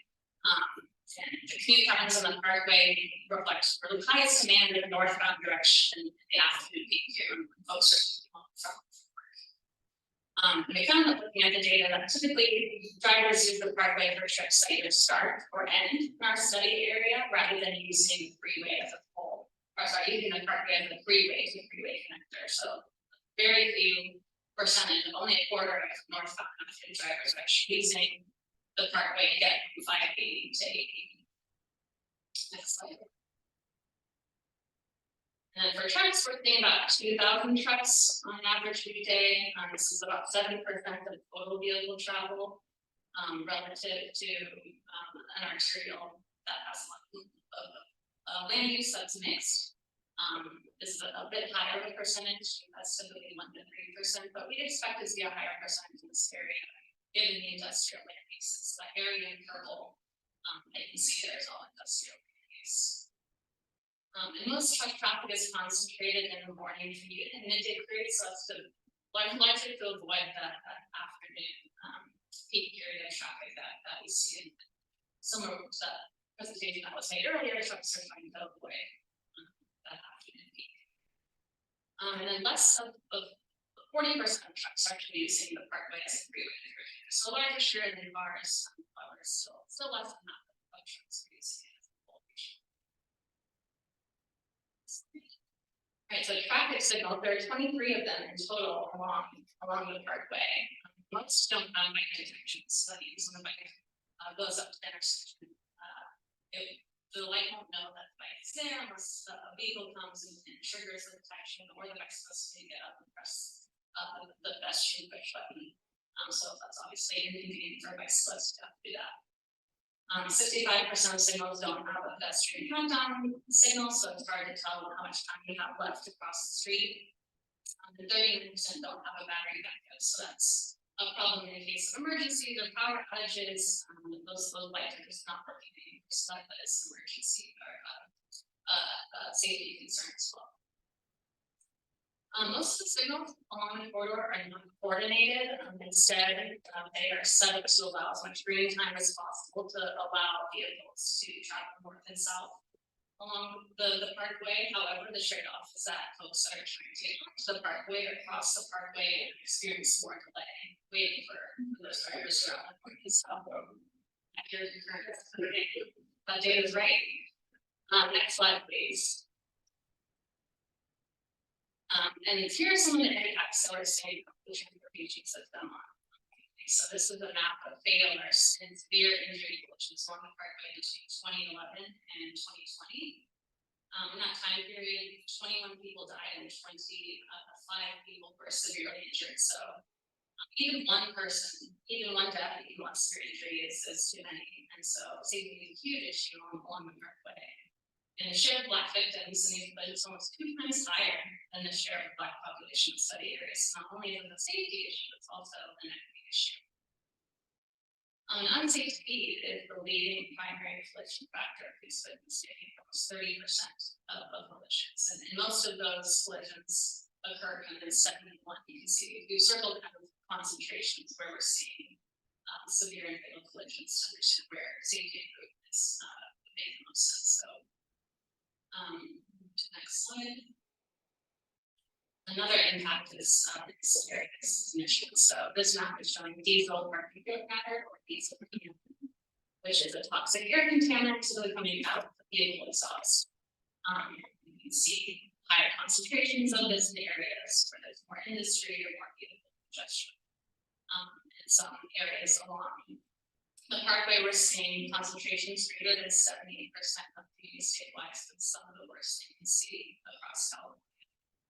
And of course, this has impacts on public health, including contributing to asthma attacks, heart lung disease, lung cancer, and North Richmond. Specifically, the asthma rate is greater than 98% of community statewide. So public health is absolutely a number one priority, a top priority, I should say, and that we want to address this. Next slide, please. So I'm happy to take any questions. I also, on the next slide, sorry, I have a few discussion questions of my own. I just want to see if you take this really aligned with what you've experienced along the parkway. What else is important for us to understand that maybe this is critical for us to be considering? Which of these issues do you think is the highest priority for us to address? Questions from the public? I think it's safety. I mean, I think safety seems like a primary issue. With the numbers you just said, 20 deaths, 25 severe injuries, or something like that. But I'm curious, how do you determine that vehicles are not using this area for getting from one freeway to another? How is that data collected? I'm happy to explain that. So the data source we use is from a vendor called Streetlight. They have the specific data set we use was GPS, a location data from people's cell phones. So they're able to track all. Yes, it actually kind of changed their methodology, but so this is from last year. Yes, we're able to track where people are going to be from. I mean, not to like this specific like home-based phone, but to try to see along the parkway. Oh, I see. Yeah, are they traveling through the entire parkway, or they get that's their state area. And then I just wanted to say, have you guys been on Marin Street lately? Have you seen the painting, the bike painting and the crosswalk painting? It's like an LSD trip. It is bright. This color here, the bike lanes. Nobody has seen Marin. Oh, it's crazy. I mean, it's very visual, it's very useful, but you know, they've addressed a lot of the visuals on that street and it's right. See people using it.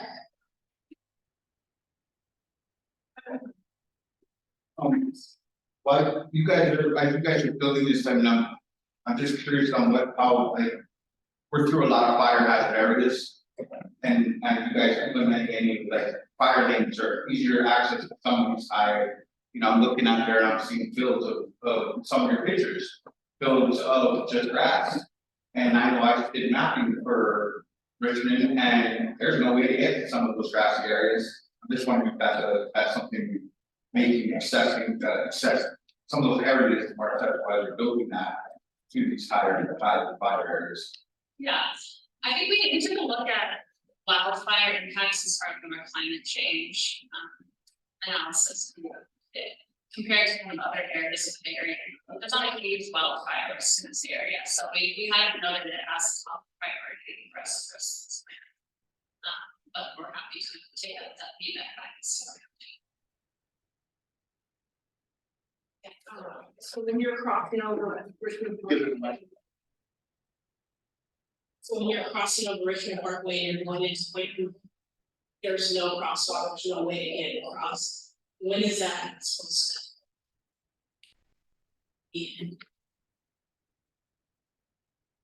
Yeah, well, we'll be looking at all of the intersections on the parkway to see, but I mean, when is this all supposed to be?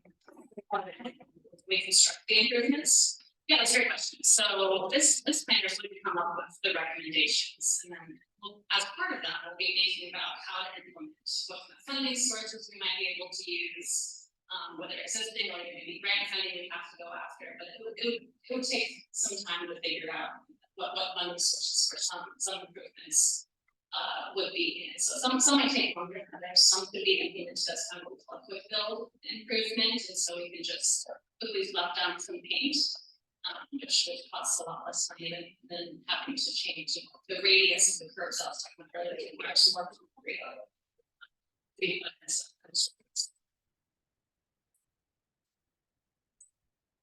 that area a lot. I go to Clifton like every day almost. And then I used to, like, if you take the Verde like street down and you can go underneath the Richmond Parkway to get to the other side, so you can go to the dump. It's always flooded. Is that part of your guys' rebuild? And is there a suggestion to go over instead of under because it floods every year? You know, the wildcat picture. Yeah. Yeah, so I think for a quick build solution, we could just provide a same parkway that's like pretty visible for folks that are using it, pretty well protected. We can look at kind of longer term solutions that address flooding underneath. And we will this for that. Yeah, because once you get across, there's a bathroom that's closed that they never maintain. And then there's a station where you can get a doggy bag so you can pick up stuff, but then there's nowhere to put it. And then as soon as you there's no signs that say you need to stop with your dog here and turn back. There's no water stations for the dogs. And then when you get to the dump, you think you're gonna be able to take your dog all the way around the loop. And you can't, because as soon as you get to the thing, it says no dogs allowed. So if someone has walked all the way from, I enjoy walking far, so if you walk from here to there, it's 6 miles all the way up that ground. So someone who's not trying to walk that far, walks their dog, and then has to get around and turn back, and you don't have the signs that are telling you like, this is the distance it's gonna take, and these are the things that are not permitted. It's not, there's no garbage, there's no water, there's a porta potty at the dump, but I don't know how well that's maintained. There's just, I agree with the signage, and there's not, you can't tell where the day trail goes. Like you just assume you're going into a dump. And like, that's not even that very, I don't know if they need to change the name of it or whatever, but it's not appealing. And it does no justice to the beautiful walk that you get. Because you're like, who wants to walk around the dump? It's not, the name isn't appealing at all. But because I don't think it's very inviting to people who want to go back there. You get down in there, you're like along the shoreline. It's a beautiful walk, but it's not publicized very well, and it's not promoted very well, and there's no water. There's just nothing. It's just you get out there and you forgot water, you're done, and it can get hot, there's, like you said, there's no trees, there's a few benches in there. But there's a lot of the community has dogs, and so it's kind of something you would wanna know, if you can take your dog there or not. And then pick it up. You want to be able to throw it somewhere, you want to carry it back home, you don't want to carry it the whole time you're doing your thing. So I just feel like Richmond Parkway doesn't have a whole lot of. It's not user friendly at all. Yeah. Like you get there and then you're, then what? And there's no way to get back, so if you get there and you're. Because of the air quality, you have an ambulance out or whatever, just making something up, but there's no way to get back. And then the crosswalks, like even the one here, they put one in, but then it breaks and nobody comes and fixes it. So it's, the bones are there. We just need to put some nice paint on it. You know, it's all there, it just needs to be like. So I'm glad you guys are coming in and fixing it, but there's that, I'm just kind of wondering when it's all gonna show up. So, I just wanted to kind of go over the whole big process, and actually, it explains how we ended up here today. So I work for an organization that does transportation planning in West Contra Costa County, where you cross boundaries, you know, where you're going from the county to Richmond, so. So one of a couple years ago, we were working on a document to start to identify which projects we wanted to fund. And county staff came to us and said, you know, there's a lot of development going on along the parkway, and we don't have transportation planning projects to help mitigate that or improve the conditions or address issues that have been raised. Sorry, it's hard to address that. But so we applied for this grant, and so what the grant is intended to do is to identify the projects. Because in the world of transportation funding, if you don't have the projects identified, then you can't go to the next level to get the funding. Now, one thing that we've noticed as we've worked on this, there is a lot of interest in Richmond Parkway. At not just a local level, but at a regional level and at a greater regional.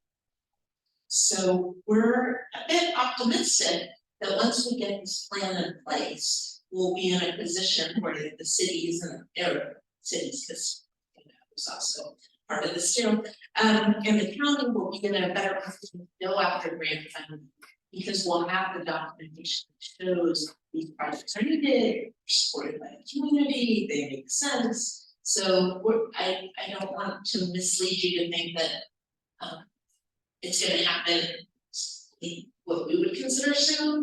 In the transportation world, when we're funding projects, it takes several years.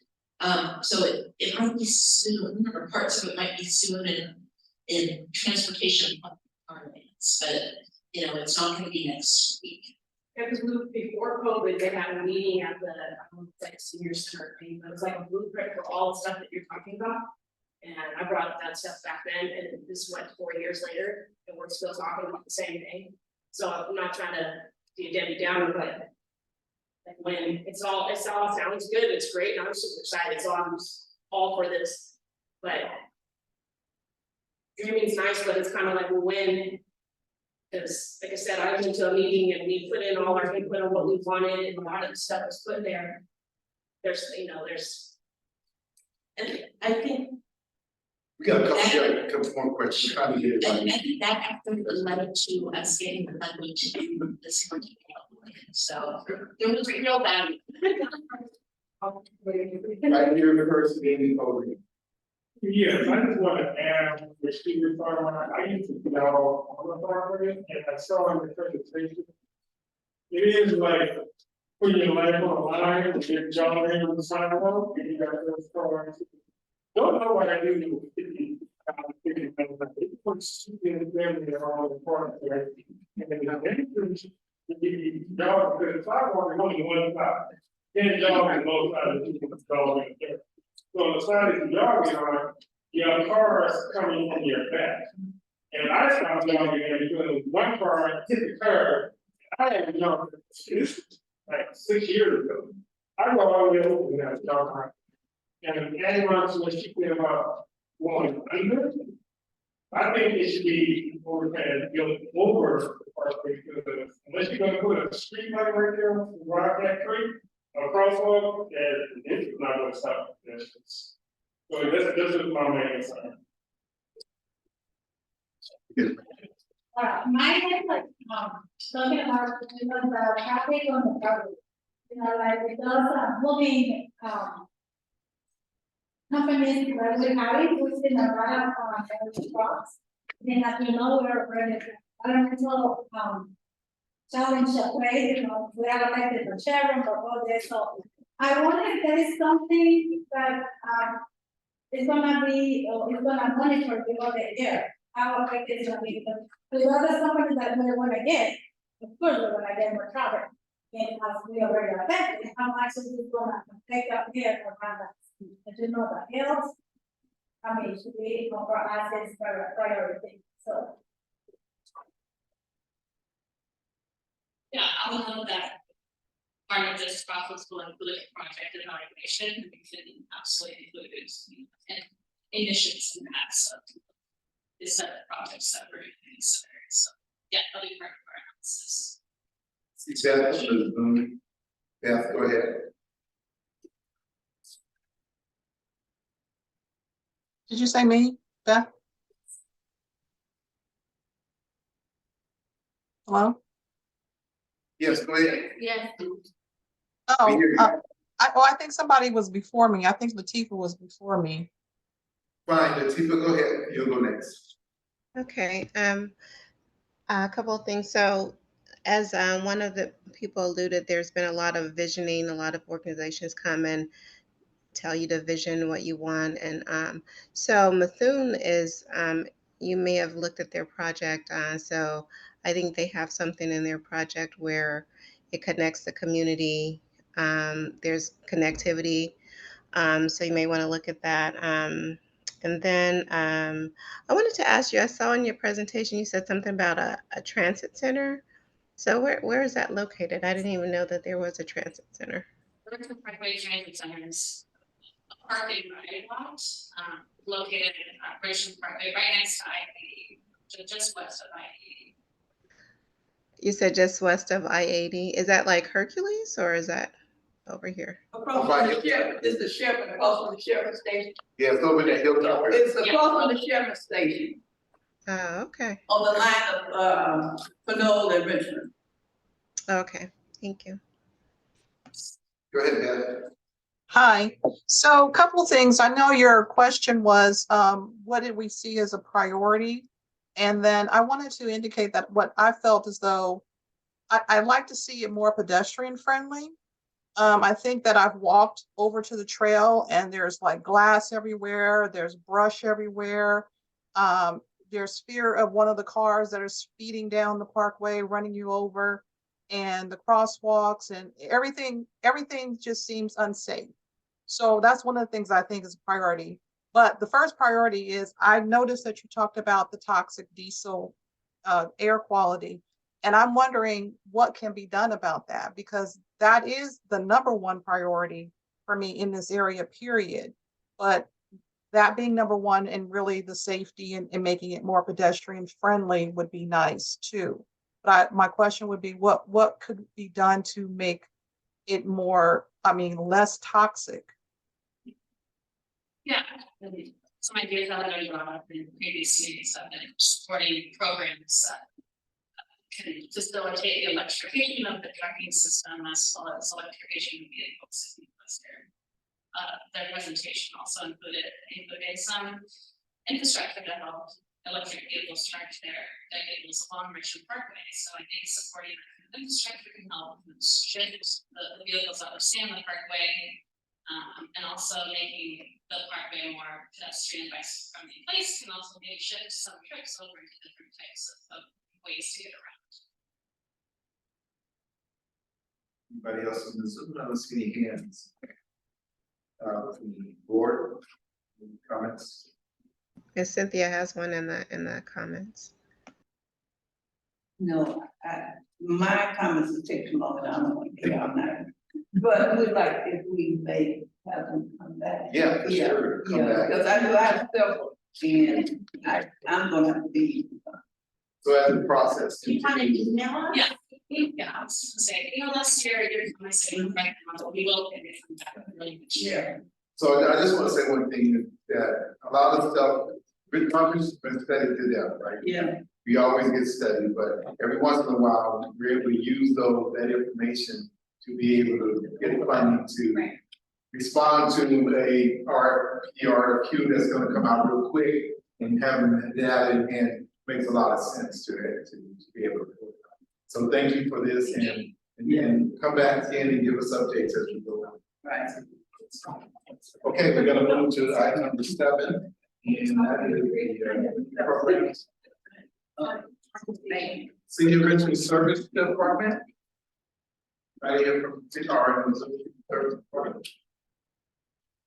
One wants to join us. Shields Green Neighborhood Council. Anyone from Shields Green? Okay, the Housing Authority. Hi, everybody. This is Tony Usaferi. Hope everybody's doing well.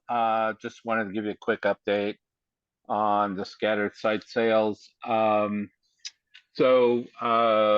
We went through a whole process of requests for qualifications. We had 7 applications, selection panel of about 7 folks gathered to score and rank all the proposals. And I'd like to just announce and congratulate Richmond Land, Richmond Neighborhood Housing Services, Richmond Community Foundation, and Community Housing Development Corporation. They each are being awarded 4 properties that they will be able to purchase for $1. And they're going to be working to make some improvements to those units. In fact, a lot of improvements, and it'll be very expensive. But also in the process of doing that, they will be getting those units ready to turn around and sell to families that are either from the Los Deltas property or living in North Richmond, and they will have the opportunity to buy those at a below market rate. And pretty soon, sometime in the next month or 2, we'll be rolling out the private market sales. Those are the remaining 26 duplexes that are available, and they will be made available to purchase on the at market value. That process will be getting rolled out. We will certainly bring that back to the MAC to make sure that word is out about how that process is going to go. Anyone that's interested in purchasing one of those should probably start getting their financing in order and kind of getting a sense of which properties they want to buy. We will be back to the MAC probably next month with a comprehensive report. We are going to our board, the Housing Authority's Board of Commissioners, on September 12th, basically to get their approval on the process. And assuming all of that goes as planned, then we'll have a better sense of letting everybody know which 26 properties are going to be available.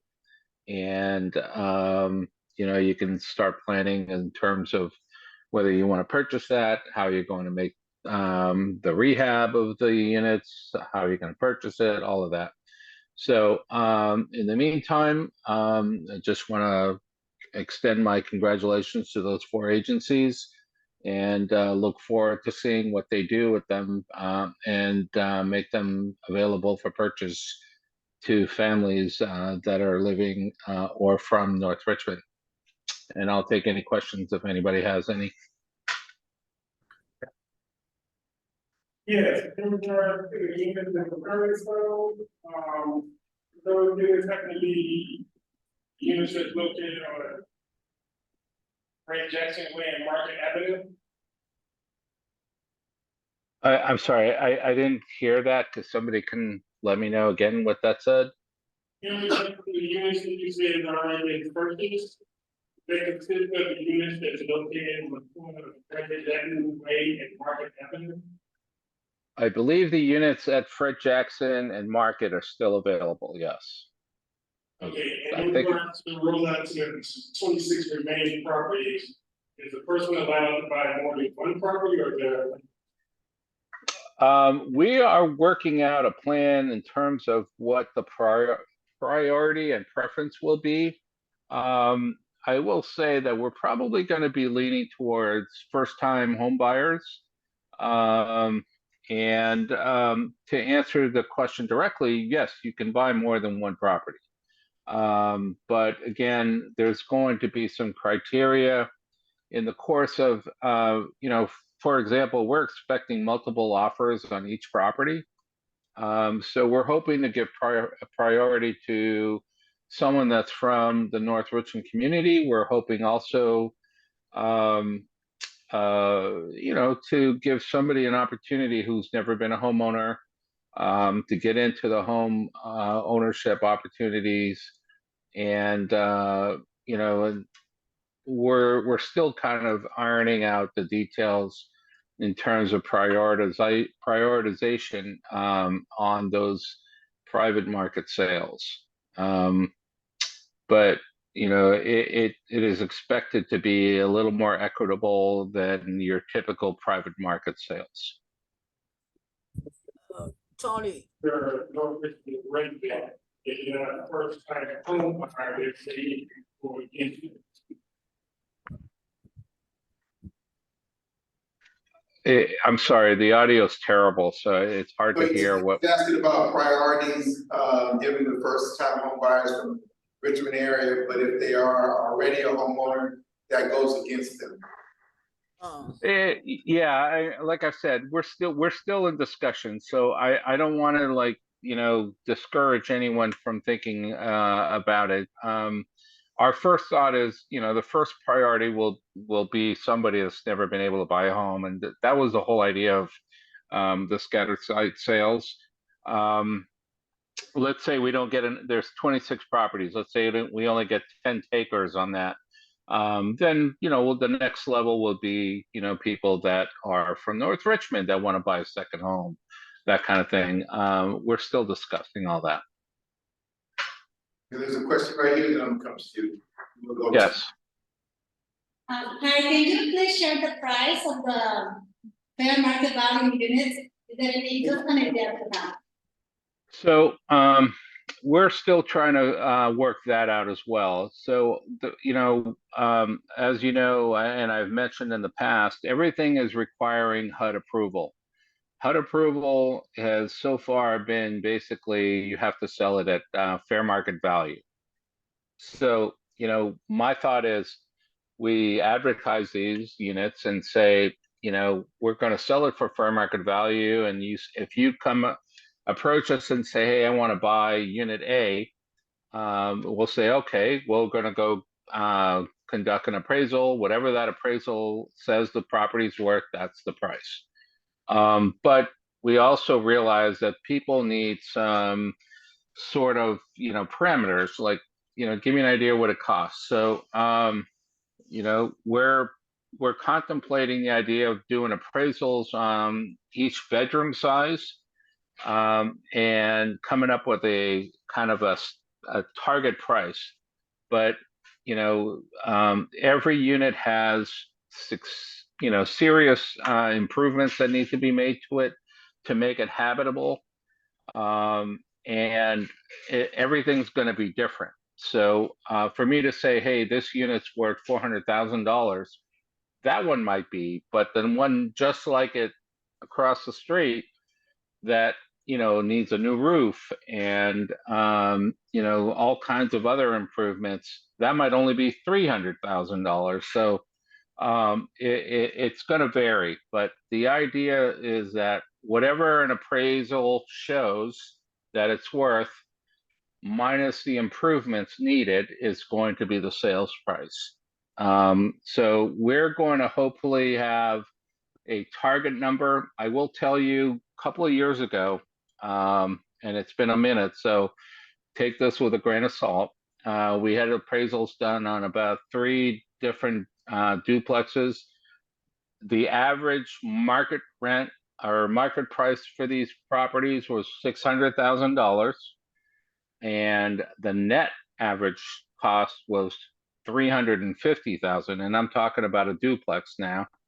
So you could potentially buy a duplex for $350,000, put another $150,000 in improvements in it, and then you own a duplex that you can live in half and rent out the other half, or sell both units if you want to go in that direction, or however you want to do it. So there's opportunities there all around. We had a question over here. Do you guys need to extend the time? Yeah. Do it after we get through with all this, extend it again, or we gotta do it before? Okay, I'll take a motion to extend the time. Okay. I second the motion. To be as what? Is we going another 10 minutes. Another 10 minutes? 7:20. You got a second on that? It's second. Okay, all in favor, let us say aye. It is approved. Go ahead with your question. My only question is that if you're a first time home buyer and you haven't bought something that's already ready to go, and you wanted to buy one of these, why would a first time home buyer want to do something that you have to totally rebuild? Because it costs a lot of money to rebuild. Is there gonna be programs for those individuals to help them rebuild it, or is there any kind of assistance that because when you do the first time home buyer, depending on how you do it, sometimes you get government assistance, or is it there gonna be something for you guys that's gonna help them to rebuild?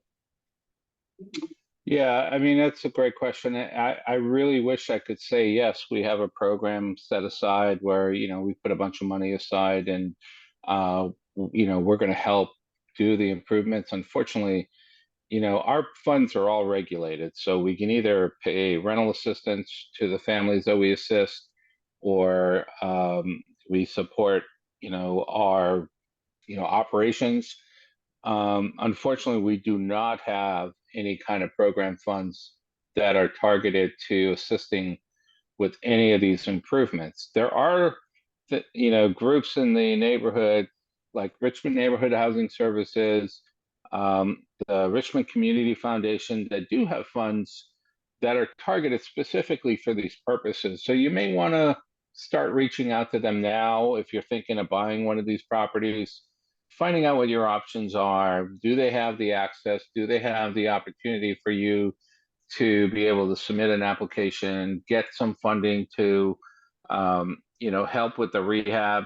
The alternative is you wait for them to fix up the properties that they're getting for $1, and then, be ready to submit an application to purchase one of those units. That was the whole purpose of doing this RFQ and these dollar sales, is that, normally what happens when you try to buy one of these properties that's in distress, you have to not only be able to buy the property, but then you have to actually show that you have the money to do the improvements, right? And that's a hard loan to be approved for. So we're kind of banking on these organizations to be able to leverage their capital, get the property for $1, actually sink $200,000-$300,000 into a property, and then turn around and sell it for what's normally a low below market rate. So you could conceivably buy one of these units for $300,000 or $400,000, and be able to become a homeowner, as opposed to trying to buy that same property for $700,000 on the open market. So there are different ways to do that, and one of those things that I would encourage you to do is reach out to one of the 4 agencies that's been approved, find out if there's any opportunity for you to partner with them. Well, I just have one last statement. I know I complained a lot about the Fred Jackson Market Way, and it looks like there's some cleanup being done there, and I want to say And I'm sorry, I didn't catch any of that. I meant to be there today, but I'm in San Diego, so it's a hard commute. A lot about the Fred Jackson Marketway being trashed, but it looks like you've done some improvements there and cleaned it up, and I appreciate it. So we are trying to, despite the fact that we're selling these properties, we are trying to make them presentable, clean up the properties, the physical grounds, the exteriors. But I will tell you, the interiors are not pretty, and it's going to take a lot of work. So. Go ahead, Eric. Okay, I think I can speak loud enough. Earlier, I mentioned in the public comment, one of the residents on First Street, anyway, on First Street, he is by the main campus. And he has seen a lot of activities of cleaning up around the main campus. But he was saying that his home has a tree that's on the main campus property that is actually leaning into his property. And he was wondering, could someone come out and cut the trees like they have been going through the community and cut trees? He would like, yes. Absolutely. What I would suggest is just, offline, just email me directly about the property and what the situation is, and we'll take care of it. Absolutely. Thank you. Yeah. All right. Thank you, Tony. I don't see any other questions. Thank you. To Tanya. Okay, a quick one. I just want to invite everyone to Thrive Thursday. It's gonna be our grand finale to our weekly series this Thursday, 6:30 p.m. at Martin Luther King Park. It's on the corner of Cutting and Harbor Way. And we're gonna have a farm stand, the food bank, White Pony Express. We're gonna have free books. We have a DJ from iHeartRadio coming. We have a whole bunch of raffles. We're gonna raffle gift cards and prizes. And it's kind of just to celebrate health, promote health in our community. And so it's like family friendly. There's gonna be a whole bunch of different health activities like walk with a doctor, running, Zumba, and everything's free. So we just wanna really encourage everyone to attend. And this is something that's hosted by Gloria Robinson, who's a council member in Richmond, and she's also the executive director of the Northwestern Farm and Supervisor Joya. They've been hosting this every week for like 2.5 months or something. And this is like kind of the grand finale of the weekly series. So we just want to like end it with a big bang and just thank everyone in the community and invite everyone else. Hope to see you next time. All right, I don't have anything except for. Yeah, I got some. Reese, my name is Kyle Lewis. I'm the community service coordinator, and I just wanted to give an update on the resource center.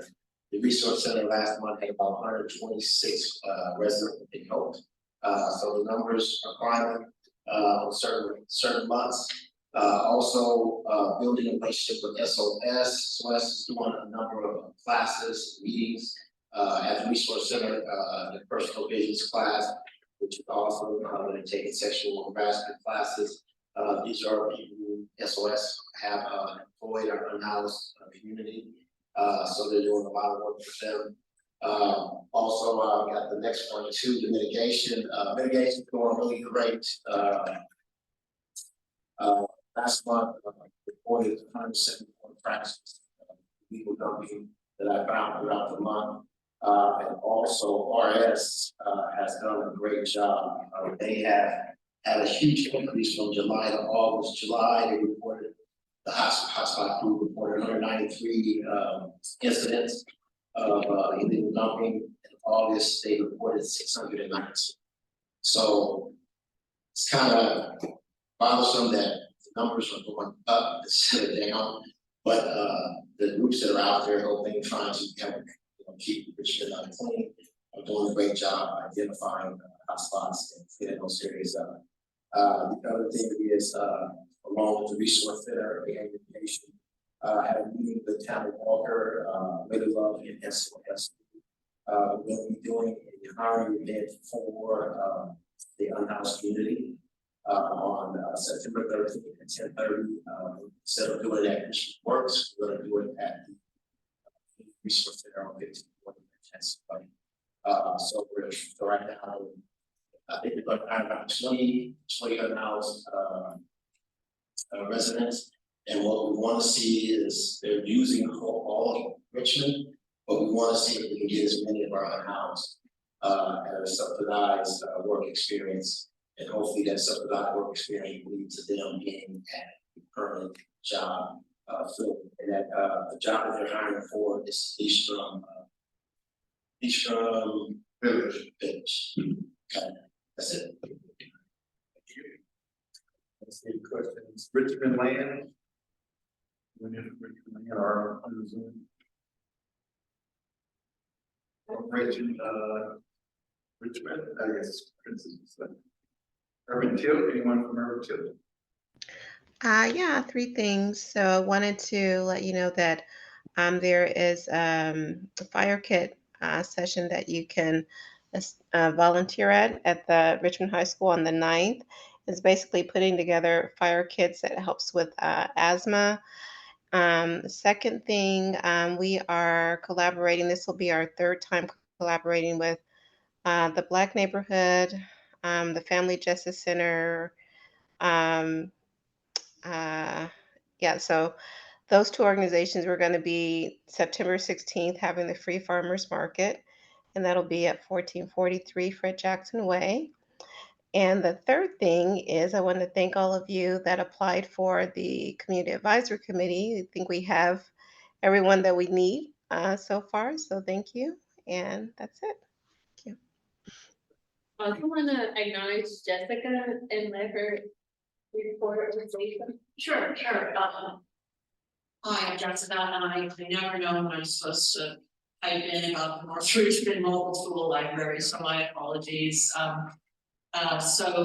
This is a service that loans out tools for free to residents of North Richmond or any nonprofits that do projects within North Richmond. So we have a great selection of tools, and if you fall into either of those categories and would like to become a member, just let me know and we can sign you up. Thank you. All right, thanks everybody. We are adjourned.